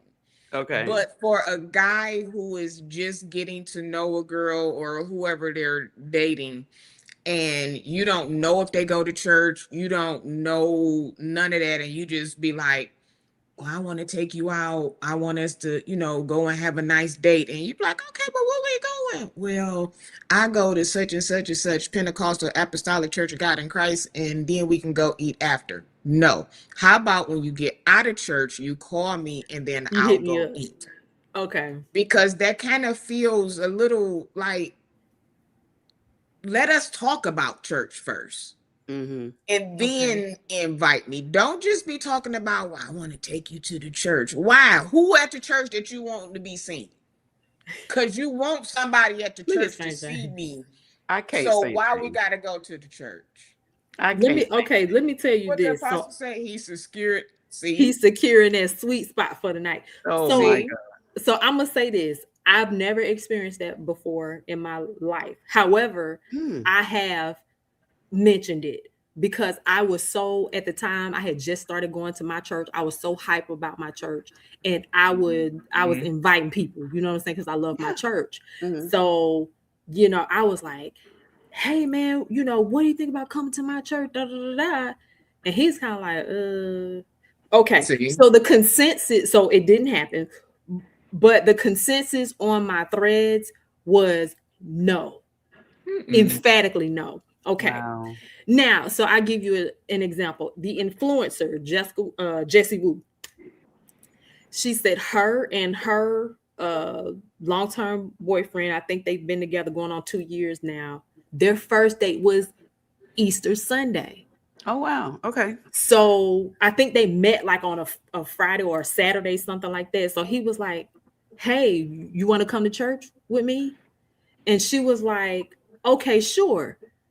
And I feel like saying, at the time he didn't live in Atlanta, so they wound up going to New Birth. She was like, well, I've been visiting this church called New Birth. You want to go to New Birth? And he was like, yeah, okay, cool.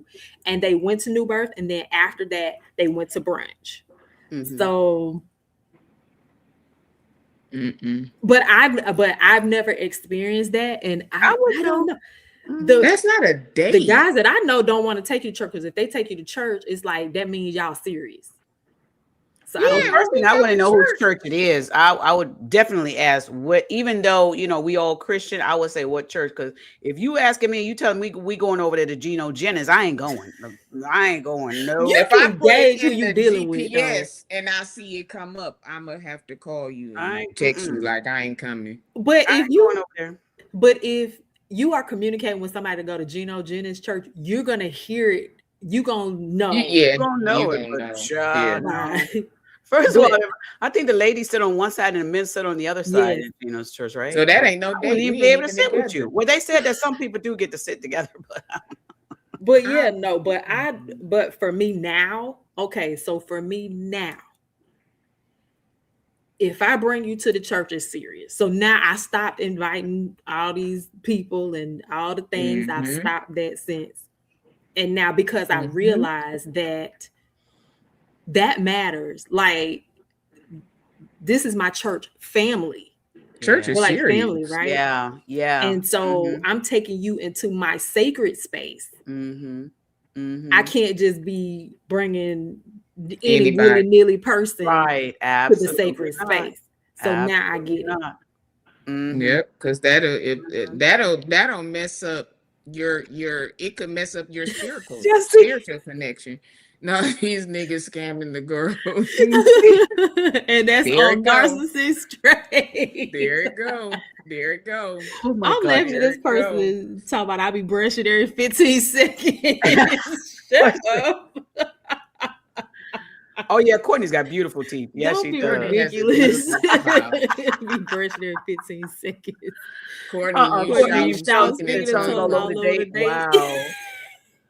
Not see, that ain't no that ain't no date. That ain't no date.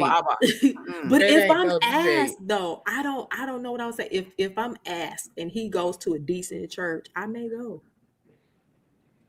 Maybe. Like if he go to Wheeler, or if he go, because I'm in Houston, you know, Lily Grove or whatever the case may be, I may slide through. Yeah, that's different though. Thank you. That's different. Congress. That is hilarious though. That's different though. Okay, let's see. They're gonna have you. Jesse said they're gonna have you selling chicken plates. Not chicken plates. And Will, listen. Hit the like button, y'all. Subscribe. Turn on your notifications. We do this for a reason. We're going to take a pause for the cause. We're going to take a pause for the cause. Listen here. Everyone has a way of supporting. Each channel has a way of supporting. Courtney has her Zelle. Mine are scrolling at the top. If you can't see that, it's going too fast. I'm going to drop the Cash App here.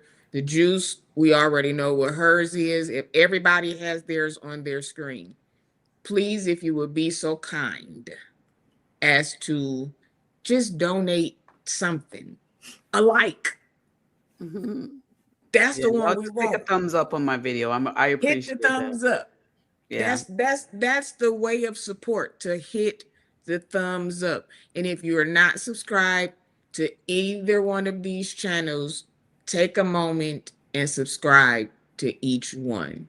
This is a community, and we are the ladies, and that's what we do. We talk like ladies. I got my legs crossed and everything. Mine crossed at the ankle, child. Listen, when I lost weight, honey, it can cross my leg. Every chance I got, dude, it would be sleep sitting up here, but it was here. That was all that counted. Right. So I know that's right. Listen, they carrying on in the comments. This is so hilarious. Because Cruiser said, what if they like your church, then they join your church, then y'all break up, and now you got to deal with all of that carrying on. Then somebody said, you right, Cruiser. Now you got to sit on the other side of the church. Listen, y'all right. Your favorite seat. You do. I'm listen. Right. Or you see them walk in church with somebody else, one of your choir member friends. Y'all right about that. Not the choir member friend. My God, today. If we don't meet at church, I ain't really. No. I don't even date at church. I've never dated anybody I went to church with though. No, I did one time. You can find somebody good at church. What? Y'all don't be never dated anybody I went to church with. My husband and I found each other at church. I know, and that, you have a beautiful story. My concern is if mine don't turn out right, I'm gonna wind up leaving the church. Ooh, that's yeah. I never even had to think about that, or never thought about it. That's tough. Yeah, and I've seen it go wrong. Yeah, you know. Yeah, that's a whole different. Ooh, yeah. Okay, we got two more questions. I saved the best one for last. Okay, here we go. This one says, "I'll fill in the blank." Bless woman, really? Longer want friends who always complaining. That's a good one. I don't want Dang, every time I see you, you got a complaint going on. And I understand people go through things and you deal with stuff. There's a difference. But I mean, you could be complaining because your biscuit wasn't as soft that you wanted it to be. Everything you talk about is a complaint. I can't deal with your dreary self. I'm done. That's good. That's a nice one. Mm-hmm. Who complain about the same thing and no action plans to move on. Yeah. That part. I Mhm. agree. Mm-hmm. I agree. Heavy on broke. Nicola said broke. I ain't doing it. Mm-hmm. They always broke. They can't even put no gas in the car, but they always want to go somewhere. Always want you to take them somewhere. Mm-mm. Mm-hmm. Mm-mm. Jesse said you can't keep a job. You need to stay away from Jess. Okay. Listen, Prayer said gossipy. Gossipy. Uh-huh. Ooh, Yeah. Okay. that's a I good appreciate. one. Hey, Jabret. Lazy. Mm-hmm. Lazy. Mm-hmm. Mm. What do you say, Courtney? What was the sentence again? Put the sentence up. I no longer want friends who. I had one and it just escaped my mind while y'all were talking. Hi, Y'all Mike. said complain is number one, but who lacks integrity. Ooh, that's good. That's a That good is one. so good, Courtney. Yes, That, ma'am. Who yeah. lacks integrity. Oh my God, I love I that. love you from a distance. Mm, Mm. I love that. Mm. Mm-hmm. I love that, Bless Courtney. said, I Mhm. don't like friends who complain, who are jealous, and talk negative all the time. Yeah. That's a, Mhm. yeah. Or I have that don't like woe is me stuck. syndrome. It's always woe is me, woe is me, woe is me. Yeah. Mhm. Mm-hmm. Jesse said, I don't like high maintenance friends. You only see me once a year. That's all you need. Right, Jess. I don't if I tell people because I'm all about new friends. I love Yeah. people and I Yes. love getting to know people. You know what I'm saying? So I'm definitely not opposed to that. But I am upfront with a lot of things as it pertains to women. We're not Mm-hmm. talking on the phone every day. But that's I say that we're not talking on the phone every day, and I text London every day. But we don't talk on the phone every day. That's different. But I can That's text you every different. day. But I'm not talking on the phone every day. That's a good one. Backbiting, jealous, and repeats info that was shared between Oh, us. you are you become distant friend when you start repeating stuff that we spoke in private because now I know I can't trust you. And you will come that's one way that you can become real distant from me real quick. Mm-hmm. Mm-hmm. Because if I can't trust you, you can't be close to me. The apostle said, who are jealous Now, of me. I Yeah. I can't have a stand question that about either. that. So, how do you know if someone is jealous of you? You can tell. Sometimes, one of the ways I found that one of my friends was jealous of me, they always would try and make little snarky remarks about my outfits or, Okay. things that I purchased or stuff. And I Mhm. was like, oh, why are you Mm-hmm. always doing this kind of stuff? Oh, I'm just saying, and they would say, oh, I'm just joking. I'm just joking. But it was a Mm. form of jealousy. And it took me a Mm-hmm. while to realize it. And of course, I had to cut that one off because I can't, no. But Because that's, there's always truth in jest. mhm. I know that's right, Jesse. I don't talk to my mama. She called me. If I don't call her by like 6, she'll call like, you okay? Yeah, I'm fine. I just not today. I don't I'm at the point where, and this has happened since I moved back to Detroit. I've noticed that people are stuck. Hmm. Mm. I don't want, and I have not, I've seen a few people, but I don't want anybody who is where I left them. Mm. If you still doing what we was doing in 2010, 2015, 2020, if I don't want to be stuck in a cycle. That's no growth. Mm. That's good. That's no growth. I don't no. I don't Yeah, want to do some that. people get comfortable in that place. Mm-hmm. They get comfortable right there, and some people do it out of fear. They fear of Mhm. losing. They fear that if they try and excel, They feel as though, listen, I'll just be fine right here, this place, this position, this income bracket, because they have a fear of if they fail. So a lot of times failure keeps a person at that standpoint. Yeah, because I know people who like to be locally famous. As long as they in the city of Detroit and their name is popping, they're okay. But they don't want to go outside because don't nobody know me. I ain't gonna make it. Well, I don't know. I don't want to be stagnant. I don't want to be in the same place. I don't want to do that. I don't. I don't at all. Comments, little snide comments, or you'd be like, well, you think you know, you think I. That's what it really is. Things like that, it takes me a little minute to catch. It'll take a minute because most times it's from people that you're not expecting it from. Exactly. So if you're supposed to be my friend, be it real life, social media, when you say certain things, I don't take it like that because we don't have that kind of relationship. So it may take a couple of little snidies to be like, oh girl, you trying to throw shade for real. Like, so yeah, it's ugh. Cause they be like, I'm just being funny. But you like shade, no shade. Dumb. No, you ain't. You being rude. Like I tell my kids, like it's truth and just.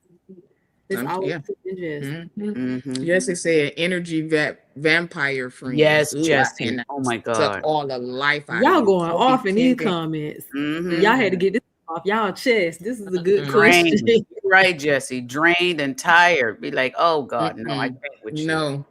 I thought I was saving the best one for last. This one going. I noticed when people say you think it's all you, that when No, you think you all that. Is that what they're saying? You think you is all that. Oh, you think you was all that. I started changing my ways. You can stay stuck where you at, right? A better version. People still saying that? Yes. Girl, you think you are? Somebody told me that since I've been back that I've been acting funny. Okay, call it what you want to. I'm just not who I used to be. I'm not acting funny. You think you all that? I ain't never heard. Oh yeah, nobody tell me you think you all that. What? Yeah, that is from 1993. They do it, and that's why I saw them that one time and ain't seen them since. My cousin told my aunt she going on a Viking cruise. My aunt said, how much is that? She said $2,500. My aunt said for one person that must be nice. Must be nice. Now listen, come on now. I hear people with a must be nice every now and again. Come on now. Must be nice. Give me some grace. I do be like, ooh, that must be nice. Ooh, and followed up you going by yourself. Yeah. And yes. Or people that try and get you stuck where they are. They'll say something like, you don't need to be going on that cruise. You know, you really can't. Are you sure you can afford that? I got the little Viking catalog and everything. That's that last, but you going by yourself, that was shady. That's the part. You going by yourself and but here's the thing, I can afford. Or people they tell you don't need to be doing that. You don't need to do that. You don't do it. Listen, I got the Ritz Carlton on my to-do list. It's on my to-do list, that Ritz Carlton cruise. I saw it, and I'm like, yes. The people called me and they told me the price. I said, not right now, but hold on. Keep my number. Exactly. That's the thing. Not right now. Yes, man. No, I just ain't. That's going right now. But that I said, that Ritz Carlton. It's on my list, child. I ain't giving up on God on that one. That's right. And he won't give up on you. Oh, you come on. He is right, able. But for now, we over there at Virgin and Royal Caribbean, Norwegian. All of them. Yeah. Okay, this the last one. All right. Oh, I'm sorry. That's me. Don't start barking. That's they all looked up like, huh? Right. You got your sound. You got your sound on StreamYard.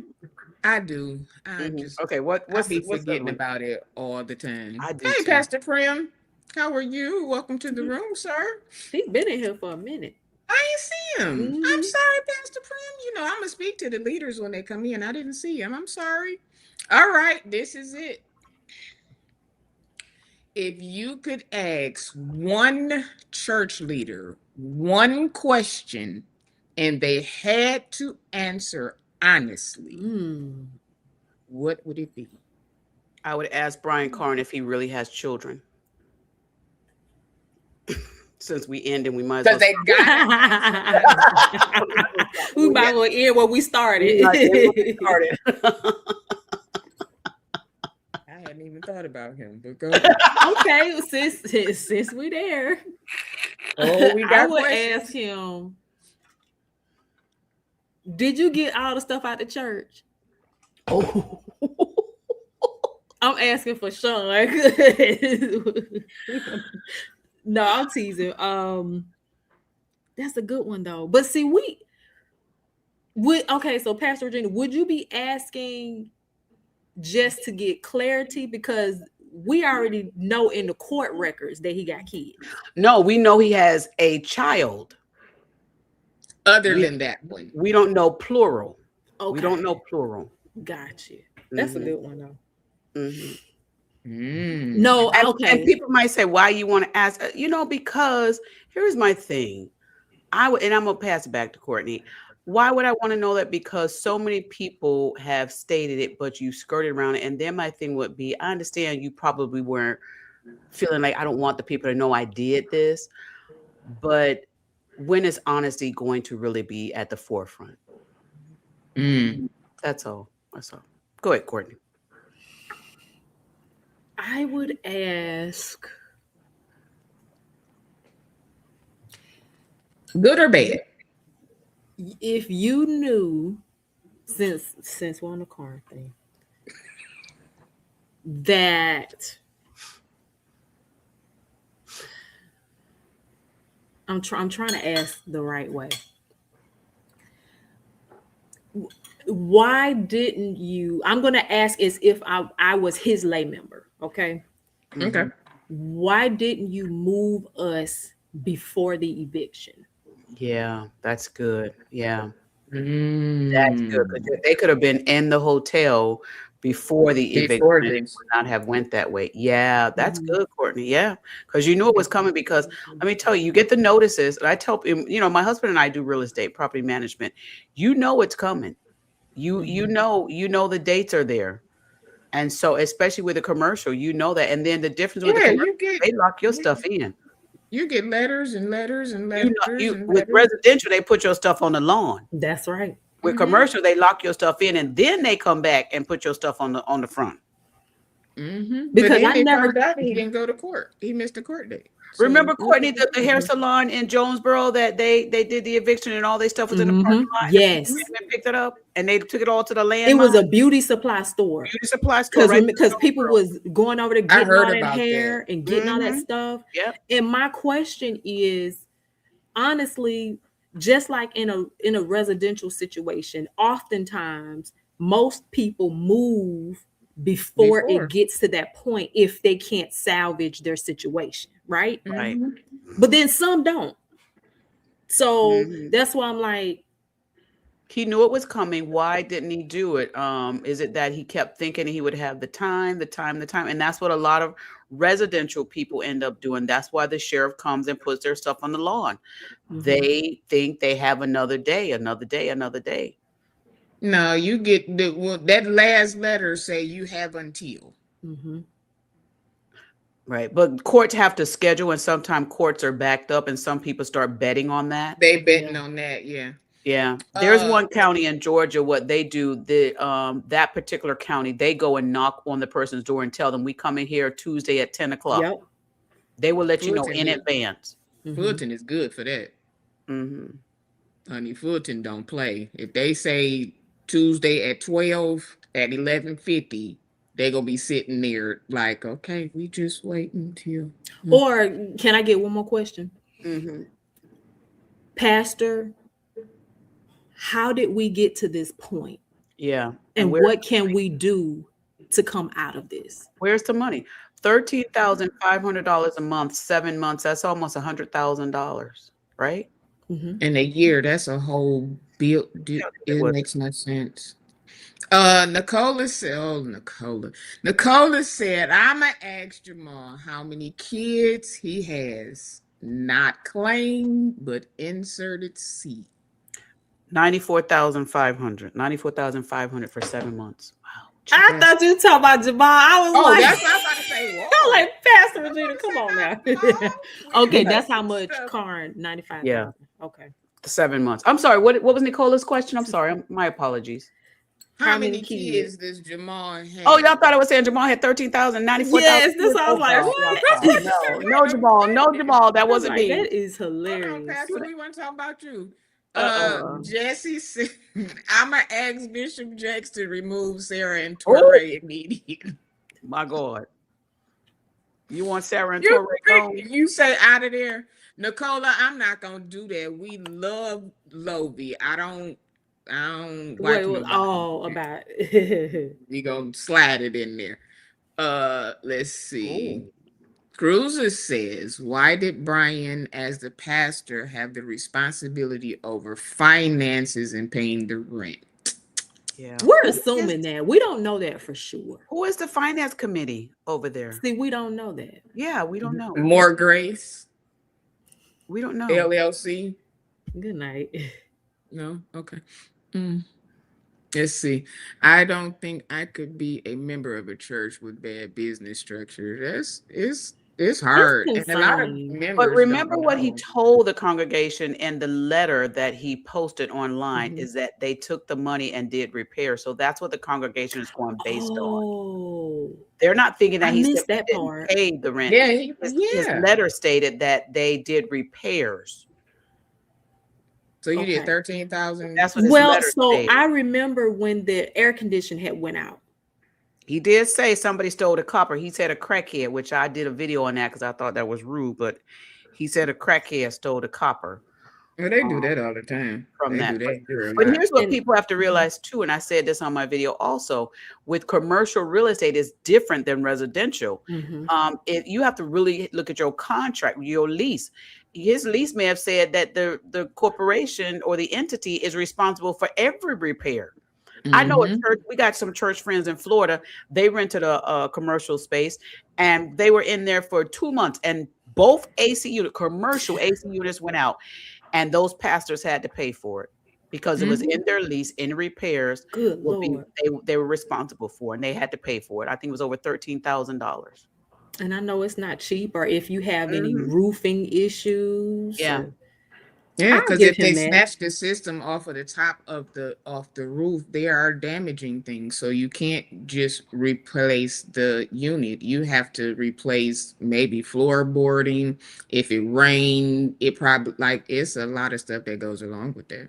But me just being a civilian, in my mind, I can't just stop paying rent though without receiving permission from the people to say, you know what, Morally, I we'll wouldn't be able forgive to do that. Morally, rent. right. Yeah. I wouldn't be able to do that. Yeah. I just wouldn't. Cruiser said, but that don't sound right either because in commercial property, aren't you responsible for It repairs? depends on your lease. What does your lease say? And that's why people, when you do a commercial lease, you must pay close attention to the repair part. Because a lot of times what people do, they're so excited to sign a lease, they just sign a lease and they don't pay close attention to those details. And haven't they been there for a long time? Yeah, from my understanding, I think they've been there for quite some time.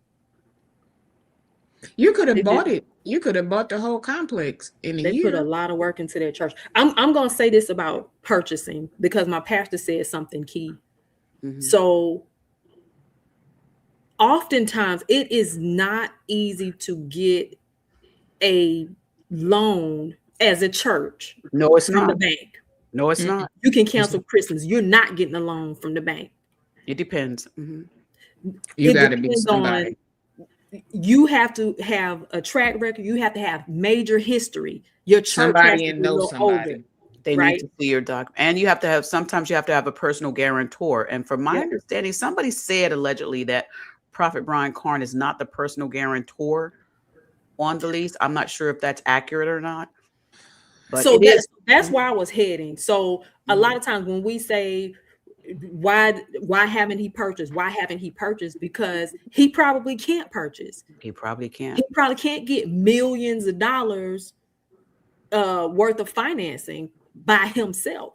Well, you done saved almost that by not paying in 7 months. It depends what the money went toward. What did it go Because toward? if you was not taking that 13.5 to pay them, you should have took that 13.5 and went to the Sheridan a long time ago.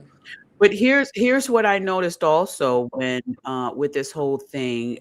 They stopped paying rent January because he said in his letter that they haven't paid rent for 2026, which means that was a start in January. Remember, the DOJ statement came out January 15 of 2026.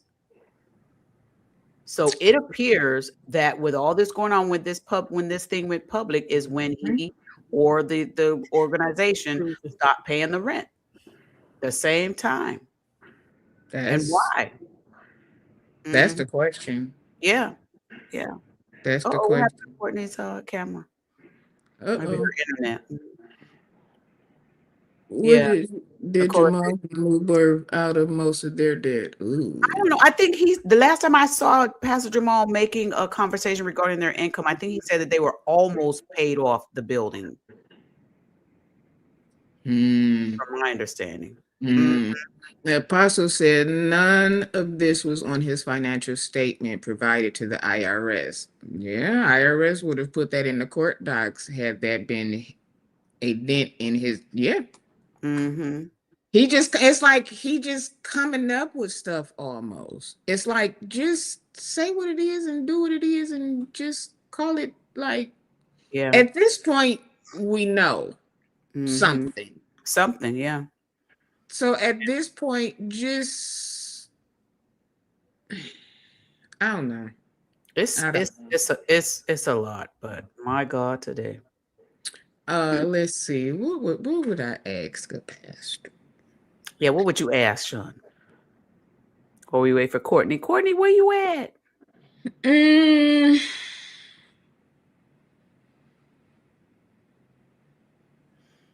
Are you happy? That's what you would ask them? Because ministry, or not so much are you happy, are you okay? Yeah. Ministry is hard. Yeah. And the more members you have, the more you have to deal with. And I don't think people think about that. The past, I just watched Bishop Shear literally go from one convocation to the next convocation to church on Sunday, to another convocation, to church on Sunday. They had a musical last night, and then he was back at church Sunday. Ooh, child, remember them days. You running on 2 hours sleep. My God. Flights, in and out. Sometimes if it's close enough, you have somebody drive you. And I did it when I was young. They do it too. older age. That is, you go from one service to the next, and that's just your church. Yeah. He's the presiding bishop over churches. Yeah. That's hard. That's like a lot of these pastors, they just go. And then some pastors, if they have a smaller church and they need to make ends meet, then they travel all week. Trying to get an honorarium to pay the bill. You got funerals, you got weddings, you got bar mitzvahs, you got birthday parties, graduation. You got all of these things that they have to take care of and deal with. Yeah. That's one of the things that Bishop Battles was speaking of today too. He mentioned he's got a lot on his plate and he's like, I need y'all members to try and help me out. He was like, he said he gets so many emails and he said, I don't need y'all to send me an email like asking how to change your light bulb. He said, y'all need to understand, we got a lot that we have to do. And these little unnecessary things that y'all call and asking these pastors to do, y'all got to have more care for your pastors. That's why I understood when Bishop Walker said, hey, my office hours are between because he has to structure time for his family. He got to structure time for his mental. Yeah. It may sound bad to say to some people, but again, if you call me at 2 o'clock and say my father passed when I get there at 7, Mm-hmm. Mm-hmm. Mm-hmm. Yeah. there's nothing that I can pray for you over the phone. I don't people want you Yeah. to get up out your bed I and it's come down to crazy. the church or come down to the hospital Ooh. or come down to the precinct. Don't let your child get arrested. Like they Oh have my to do God. all of that in the background outside of preaching on Sunday. Plus, they got to get the message ready. Then they got Come on now. Wednesday. And they got It's a family. They got a family. When I had my brick and mortar, my church building, I told the members, I said, please don't call me after 8 p.m. because I'm not going to answer. And one of the members said, but you're the pastor. You're supposed to always answer. I said, there's a system called 911. Y'all need to get familiar with it, because if y'all call me after 8 p.m., ain't nothing I can do. Y'all need to learn how to pray. Y'all need to learn how to take care of stuff. I said, because y'all not going to wear me out. I said, I got a husband and kids and family that need me as well. And if y'all call me after 8 p.m., I'm sorry. I'm not going to answer. Y'all going to get my voicemail. Don't be angry at me, but I'm not going to be one of these pastors that out here and y'all driving me bananas. I said, no, I'm not going to do it. I am not. And I don't do that to pastors. I'm not calling these pastors and say, hey, this person's sick. My baby got a cough. Can y'all pray? Can you run over? No, come on now. They're human and we can't be draining them like that. So have some and respect. that people Pastors got to forget be that. bold enough.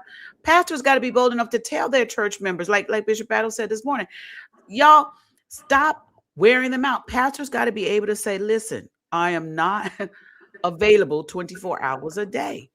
Or you call somebody 2, 3 o'clock in the morning. Yeah.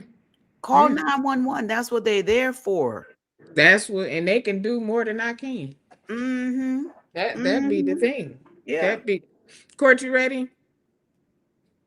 Okay, she back. She back. She Oh, hey, back. Courtney. My battery died, and I didn't feel like bring the battery over there, so I said I'm gonna get comfortable. Get comfortable, Sorry, girl. guys. For real. let I know me ask y'all this. people don't know. I'm sorry. Yeah. Let me ask y'all this, because I was listening to what you all were saying. Where did we get this from that we have to call our pastor for I every little know. thing? Or we have Where? to ask the church, like my pastor was saying, like people are asking the church to help them buy tires, and where did this come from? Right. Do y'all No know? idea. I don't know. Learn behavior. Oh, that's good, Sean. Learn behavior. Because my grandmother used to do it. My great grandmother used to do it. They were like stark members in their churches, and everything was pastor, pastor, pastor. That's where we get to. Pastor got to come and bless the house before we go in. Pastor got to come lay hands on the car before we. This is just a learned behavior. You sit, call a pastor so he can pray. My son went to jail. Call the pastor. He ain't no chaplain. He ain't on the police force. He ain't nothing. What you He calling ain't no him for? chaplain or nothing. But do you think that some pastors, not all, but do you think that some pastors have enabled this Yes. type of behavior due to Yes. codependency? Yes. A lot of them are a lot of them, I feel like it's learned behavior also, Okay. because that's what older pastors used to do. They used to get up at one, Run. two Rip o'clock in and the run. morning and go and pray for this person, go to the jail, see if they can get them out, or start making calls to the judges and stuff like that. That's what they're used to doing, and it's just been passed down. Somebody got to stop it, Okay. because people think that that's normal. Well, I'm But about to get pastors have to married. Well, have communications with their members to stop that process, because if you don't tell them, they're going to continue to do, like Sean said, that learned behavior. So yeah. you've got to have your those conversations with them. Mm-hmm. Mm-hmm. And then the people have to understand that, yes, he is the pastor, but the pastor has assistants and all of those things for a Right. reason. I They think are Cruz all put in capable to do elders. the Yeah, same she thing. said. I think Cruiser put that, you got to call the elders. And that's one thing that Battles was saying also. Y'all got elders and co-pastors and all this y'all need to call on. And some of these church members, they get me so mad. They feel like, oh, it has to be the pastor. It can't be nobody else. It can't be. and you just drain the man. And then when the man's 6 feet under, you sitting there crying. That's But right. Who gonna pray for you person then when he gone? Mm-hmm. That's right. Who gonna pray for you then? Pastor Regina, have you joined? No, I will. My husband and I, we have said we will never become members of a church again. Okay. Because we went through so many bad experiences with churches before with memberships, Okay. where it was too much of trying to control your life, where you went, who you could go see, who you couldn't go see, who you could visit, who you couldn't go visit, who you can give an offering to, who you couldn't give an offering to. Mm-hmm. And when we finally had our last church split, which was a family church that we went to, big place, and it was so bad that I said I will never have a membership with a church. I will go where I want to. I don't like feeling confined. I would even tell people that came to my church, I said, there's no membership. I didn't have no membership cards. Only cards I had were visitor cards, because I wanted people to feel free to come. If you're not here on this Sunday or next Sunday, it's okay. Mm-hmm. Go visit the church up the street. Go visit the same church in the parking lot if you want to. Mm-hmm. I did not like, and I don't like the constraint. I don't like, you got to, pay your membership fees every month and all that stuff. It's too much of a control for me. So I will visit. I am a long-time visitor. That's what I call myself. I got a friend of mine that we met in Mississippi when we travel up there a lot. Wonderful Pastor Kenneth Hollins. We go there and we visit all the time. And he calls us his Georgia family. And he's aware that, we're not going to be members. And then I got some church friends here in Georgia that I had to tell one individual, stop asking me to become a member, because if you ask me one more time, I will never attend this church again. Because the person kept asking every Sunday when I would show up just to visit, or just be there to support. And I had to have a private conversation with him in the corner of the back of the church and said, if you ask me one more time, I would never come back. I don't. And that's just myself. And I chose that myself. And I didn't even make it for me and my husband, because my husband, he has his own faith walk, even though we're a married couple. But he came to me and he said, you know what? He said, I'm not going to do this membership thing no more either. And so, no, we are not members, but we will go where we please. And to me, it feels like freedom, where I go where I want. I can tithe where I want. I can give an offering where I want. Now, my tithing goes to our ministry. We have Truth and Triumph Ministries. These are our real 501c3 church organization. So my tithe goes there, but I'll give offering to several churches. But I will never have unless God tells me, I will never have a membership again. Got you. And that's thank you for sharing. Because I've been feeling like that. But when I came home, just out of habit, I wanted to have a church home. But I'm at this point where I want to also work in other churches. I don't want to just be stuck in my church. I want to be able to go and work with choirs or praise teams or whatever, wherever. I don't want to be stuck every Sunday here. Yeah, my mom asked me today, did you go to church? I said, no. I thought after your arm healed up some, you would be going. I said, yeah, but I never said that I was going to be going there every Sunday. I'm not doing it. Cruiser. I've done that all the time. Cruiser said, y'all remember your grandparents would tell you to join a church so you'll have somebody to eulogize you. I know that's Jesus. right. Oh, they did. My God, today. But nowadays, you got a problem with that nowadays. They go into the funeral homes anyway, even with being members of churches. Some of the pastors are telling the long-time members, if you don't pay this certain dollar amount, we can't eulogize them. And it's sad. Oh, God, it's so sad, some of the stories I've seen. Oh, wow. Now, I agree with some kind of honorarium, because if it's not somebody who's not a member of the church, it may be your son, your cousin, your whoever, whatever. We still have to bring people in. Like, I think it should be some type of packages, like 1, 2, and 3, if you want just this, and you can have a minister and maybe a soloist. And then the next one, you can have like, a soloist, somebody pray, and somebody, you can have a full service. And then you can have one that includes the food and the stuff like that for non-members or family members of I don't see a problem with that. But when you Mhm. have a trustee that's been your trustee for 35 years and you come with this big, I no, I don't think that's right. Mm-hmm. Mm. Mm-hmm. People forget their loved ones will die. Exactly. Invest in the future or you might be down there at the chapel. Mm-hmm. Mm. Mhm. I know Trying to that's take right. care of everybody else, you got to take care of you too. Mm-hmm. Absolutely. So Have a will. Let your people know where stuff is. where it is, yeah. My daughter know where that right Yeah. Yeah, same. get your paperwork drawn. And my husband and I went through all that, and we had to sit down with our kids. And my daughter's like, I don't want to hear this, and my son's like, I don't want to go over this. And I said, y'all gonna Shoot. sit here and y'all gonna listen to what we have to say. Y'all gonna get this paperwork, and y'all gonna call this lawyer if anything happened. Y'all gonna call this insurance lady if anything happened. This is what y'all gonna do. Y'all gonna be prepared. Now, if y'all don't do it, y'all can't say I didn't give y'all instructions. If they didn't do it, Mm-hmm.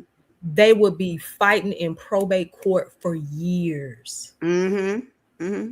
Yeah. It's such a travesty to Pay see. that money to those lawyers and have them draw up that paperwork, right? It's gonna be a little hefty fee.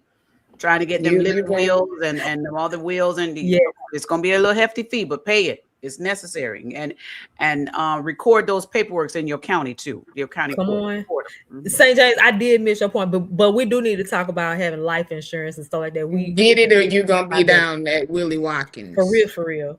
Because just a simple term life, you can Mm, get your a little piece of term life mm-hmm. Low for monthly payments. very low, for Mm-hmm. about as much as a Netflix Mm-hmm. subscription. But what Affleck was your is point, good James? too. Let me read it again though. But we do need to. We see this happen time and time again where people are having to do GoFundmes though on social media, Mm-hmm. and I'm hearing about people having to go to probate court and do different Yeah. things like that, fighting for their loved ones. You got Mm-hmm. somebody going through it right now. Family Living trust. members Yes, breaking Cruiser. into houses and taking stuff and just doing all kind of because nothing was Properly concrete. done. Well, Yeah. now Cruiser, I'm with you when you right, but at the bare minimum is what I'm saying. Get you a term at the bare minimum, because Something. people may can't afford a Right. whole. Term has And its then not only that, benefits. Yeah, it does has its benefits. It absolutely does. Mm-hmm. and then some But that's people why. can't Go ahead. afford a living trust either. Now, So at least get you a will. I think what Cruz might be saying, these term lives after a certain amount of age you Yes. get to, because my husband had one, they will jump. They will jump from like $30 a month, we'll just say Mhm. example, $30 to $300 a month. So after Mhm. a while, the older you get, the more expensive they Mhm. will get, and you will have to transfer or change out of it. But if you Uh-huh. got you a good insurance agent, like my husband and I, we stick and stay with Allstate. I had Allstate since I was 19 years old. Have the Mhm. same Mhm. insurance lady since I was 19, and her Allstate branch is really good. So stick and stay with people that will help you through that process. Because my Well, husband got that note. He had a little piece of insurance, like Courtney say, and he was going from $30 a month to $300 a month.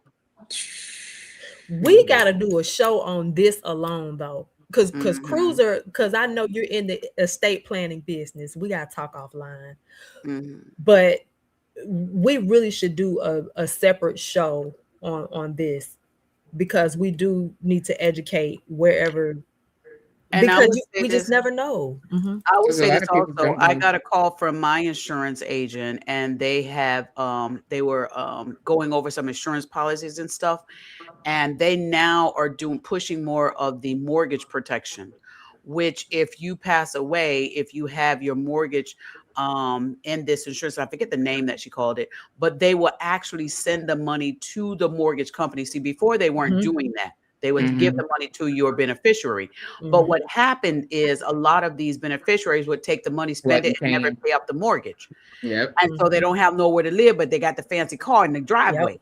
So Yep. what they're doing now is pushing this insurance that they will literally pay off your mortgage, and anything that is left from that they will give to Goes your to. beneficiary. Because a Mhm. lot of people Mm. lose homes because of Mhm. Yeah. that. They feel like, well, I'll just make the payment. I'll just keep making the payment on it and end up losing the home. Yeah. Let me acknowledge this though, because Cruiser, I see what you're saying. Because Cruiser is saying that with the term, once you term out, you start over again. So I get what you're saying, Cruiser. I was just saying like that's a low barrier to entry just to start. Let me tell you, when my babies were born, I didn't have that much money. When my babies were born, I did Gerber life insurance. I did a little Gerber life insurance on my babies. And people feel like, oh, you shouldn't be getting insurance on your babies. When my babies came out the womb, they had Gerber life insurance on them. Because you don't want nothing to happen to your kids. That's right. But they need until I could get something better, that's what I did. Some people never invest or invested, so they die broke. At that point, there's no need for a will. This is true. Yeah. Let's see. You don't know you can pay more in premium insurance than your beneficiary get in death insurance. Death benefit. I didn't know that. But see, this is something that we were never taught. We've passed down everything through generations but investments. We don't, nobody said, even if they had businesses, do this, or they never taught it to the rest of the family so that it can continue on. And once they pass, it's just gone. And we're seeing a lot of issues. Yes. And we're seeing a lot of issues with that as it pertains to, what did I just see? Was it Jet? The family that owns Jet magazine? They're having an issue. It's another famous Harold's Chicken. Oh wow. Yeah. They're having an issue. Yeah. And that's sad because you work so hard to build a legacy only for it to be ruined because things weren't handled. But the problem is some people don't even see what they have as a legacy. They just see that, hey, I got this house and we fine. They don't see it as a legacy, but those that do see it as a legacy will put things in place to protect it. But, you could put things in place, but if the beneficiaries don't do their part, they could lose the very legacy that y'all put in place. So it's important to have those conversations with the beneficiaries. Now, some people are like, well, I don't want to tell my kids I got all this insurance and they're going to get it because they be trying to knock you off. Right.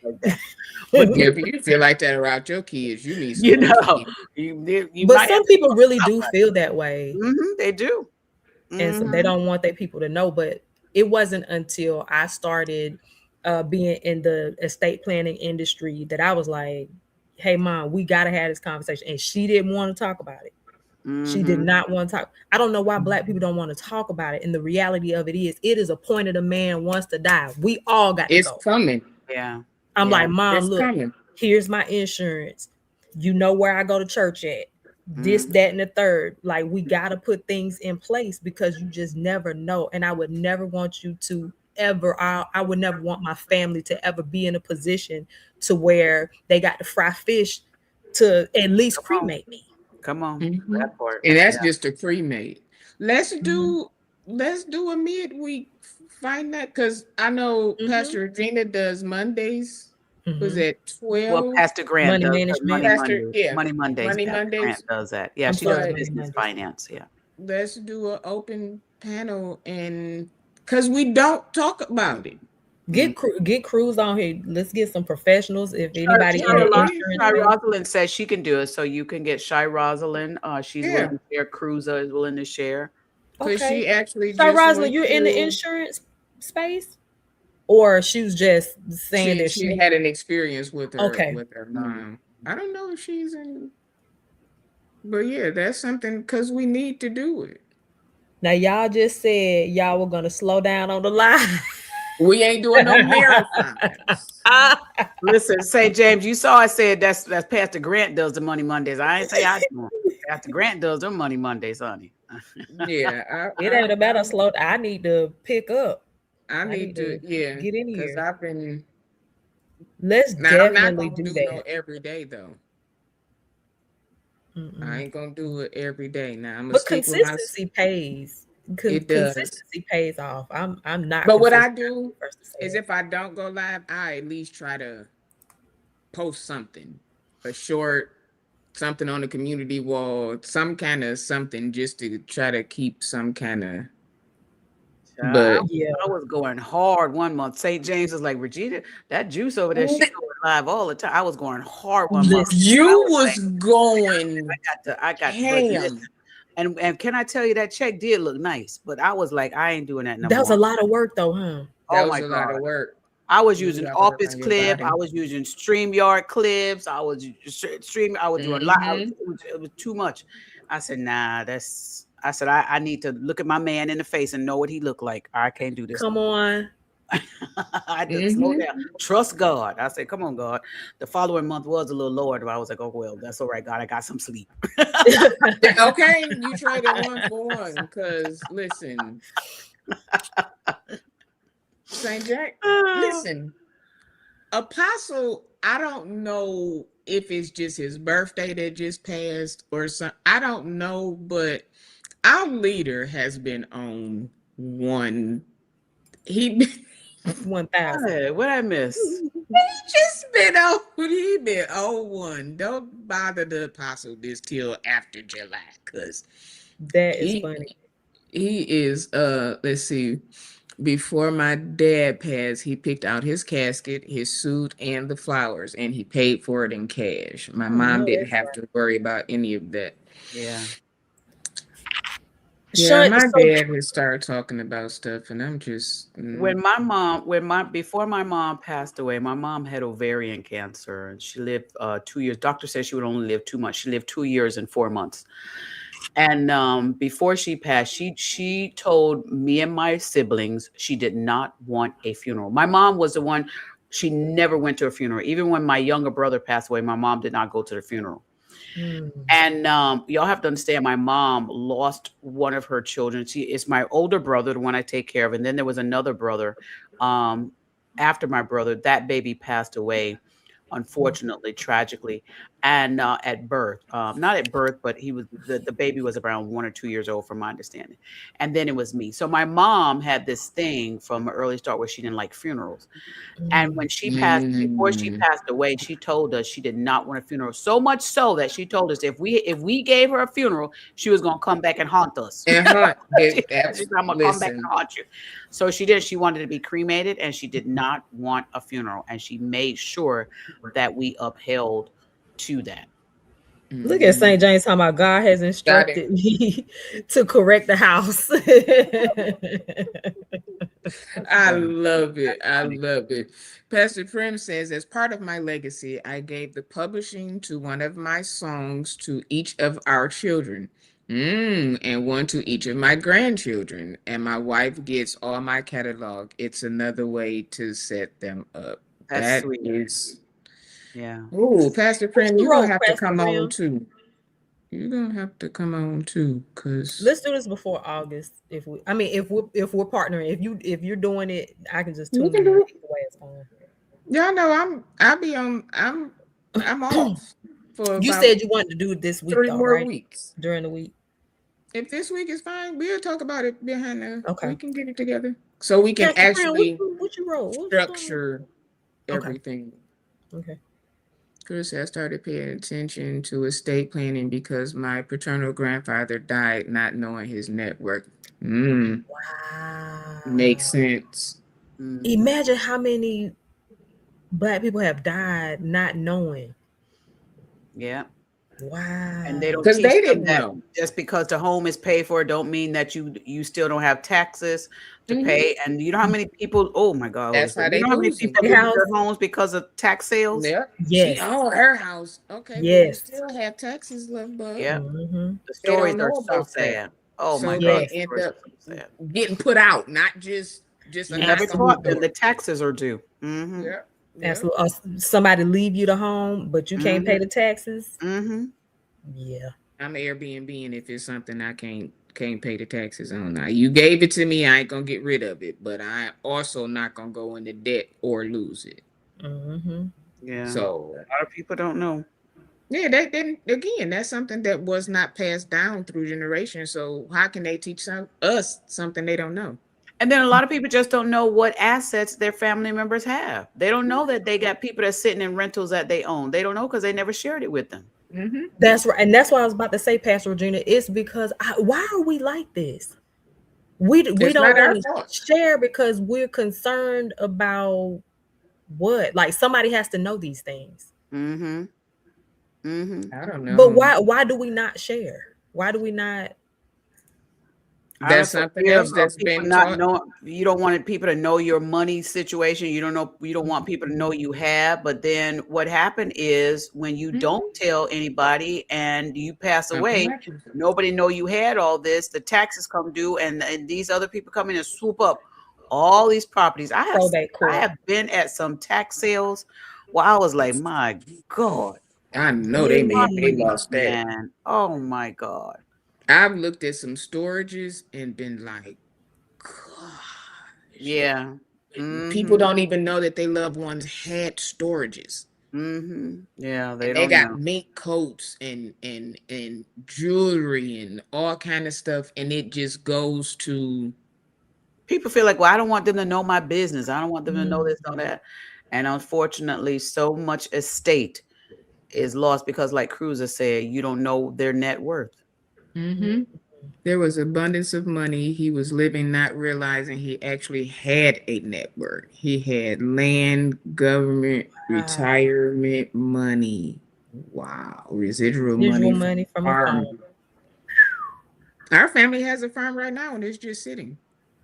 And I'm Wow. like, so why don't y'all like, but they pay the taxes, is the Wow, land is Cooper. kept up, it's got is, and I'm like, why don't y'all just sell it? Y'all just want to keep it in the family just to say that we have land but do nothing with it? I don't understand. That part. I don't understand. That's If you're another not going to question. use it, sell it. Maybe they sit on it because, yeah, maybe they sit on it to say that they have it in the family is something they can But pass that's down. dumb because It there's doesn't no, make sense. pass it I'm with down you. to who? You just passing down a bunch of land to who? For what? It becomes generational wealth, and it remember, land is always going to increase in value. Very seldom does land decrease in value. Okay, now Yeah. homes may decrease, but that land usually stays good in value. But Mhm. it depends on what the family's thoughts are. Do they want to keep the land just to get the extra money, and have it grow, and then eventually sell it later on? It depends. My husband and I, we actually just sold. We had 10 acres, and we just sold it to our son, because we're like, we're not doing nothing with it. My son was like, he's like, Mom, I'll buy it. And so, it just, and it's just sitting there, but my son is a businessman, and he's like, okay, Mm. it's going to grow from the time I bought it to where it's going to grow. And that's always been his thought. I mean, he bought his first piece of land when he was 8 years old. Wow. 8 8 years old. He See, saved that's little money. His little My mom used to give him money when he was in school if he got good A's and B's and all that. At 8 years old, he bought his first piece of property. Eight, Wow. yeah. That's He did good on it. When he awesome. turned around and sold it, he kept it when he graduated high school, and he ended up selling it, and he made a good little profit. I mean, Let me ask this right quick and then we can whatever we're gonna do. How long does it normally take to sell land? what do you mean how long? Because you could get a piece of land today and sell it tomorrow. mm-hmm. Hmm. It depends. Okay. You could sell. But I'm We purchased a just piece of land in Florida once. We purchased a piece of land. Maybe this will help Courtney with her answer. I was in the process. I was buying a piece of land in Florida, and while I was in contract and going through getting the title done and everything, I think a week into my contract, somebody contacted me and said they wanted to buy the land from me. I hadn't even closed on it yet. mm, Wow. And I said, Mhm. well, let me finish my part first. Let me close out mine and then I sell it. 30 days after I bought it, I sold it. Mm. So it depends. My son, when he was in contract with his land, somebody contacted us and said they wanted to buy it from him, but he refused it. He turned it down. He didn't want it, Okay. but they wanted to buy it before he even closed it. Wow. So it depends. If you get a good deal, you could be good. We bought some land in Georgia. We went three-way when my husband, my sister, myself. We Mhm. bought some land, and a builder had lost the land back to the lender. It went back to the Mhm. lender, and we ended up buying it. And that builder contacted us trying to buy it before we closed. because I got it at a steal. Mm. Still wanted to build the houses on it, but I waited until, of course, we closed, and I think I waited again 30 days after we closed, and then we ended up selling it back to him for like triple the price. But he still made a deal because he put a house on there and build it, and See, got I it. didn't know land flipped that fast like that. That's why It depends It what you can. get, what you Hmm. get, and the value of it. Yeah. Mhm. But Yeah. see, my family, I think me and one of my other cousins know about it. Other than that, it's my grandmother's children. Hmm. Don't nobody even, and I just found out last year. I love a piece of land because you ain't got to do no maintenance. I mean, as long as the county ain't coming Yeah. telling you to cut no grass, listen, you get you a piece of land. I ain't got to worry Mhm. about no utility. I ain't got to worry about nothing. Child, I love me a good piece of land. Yeah. You Sit it just gotta, there like and that. okay, go ahead and you want to buy it, buy it. I ain't got to maintain it. I ain't got to worry about nobody. Well, I do have to worry about some squatters. Sometimes people come and they try and squat on your land. yeah, they do. Yeah. Very, very seldom they do more squatting. They do more squatting in the houses, but land is such less of a headache for Yeah. us, and that's why my husband and I loved it. I mean, we Mm. love doing land deals. My husband and I created trust, and we made sure we created will that outline all of our children's desires and what bills would need to be paid. Yeah. Mhm. Mhm. We have to put that stuff in writing, and we got to get out of this. What happens in my house stays in my house, and then your kids, you lose your house, and then your kids don't know what. Like, we got to start. This is a time to start really teaching our Yeah. kids and grandkids and nieces and nephews. Mhm. They see enough on social media to talk about. This is stuff that is going to help them long term.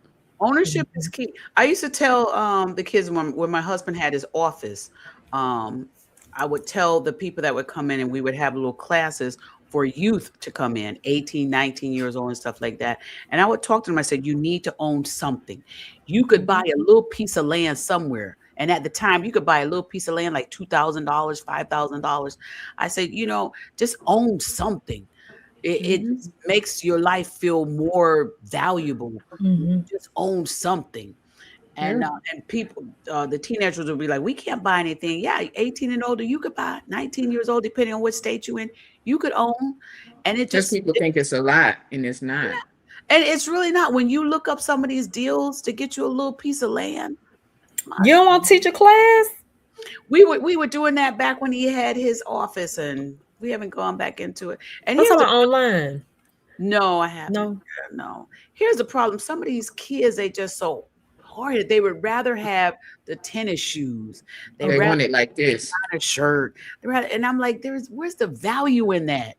Where Ain't Mhm. no.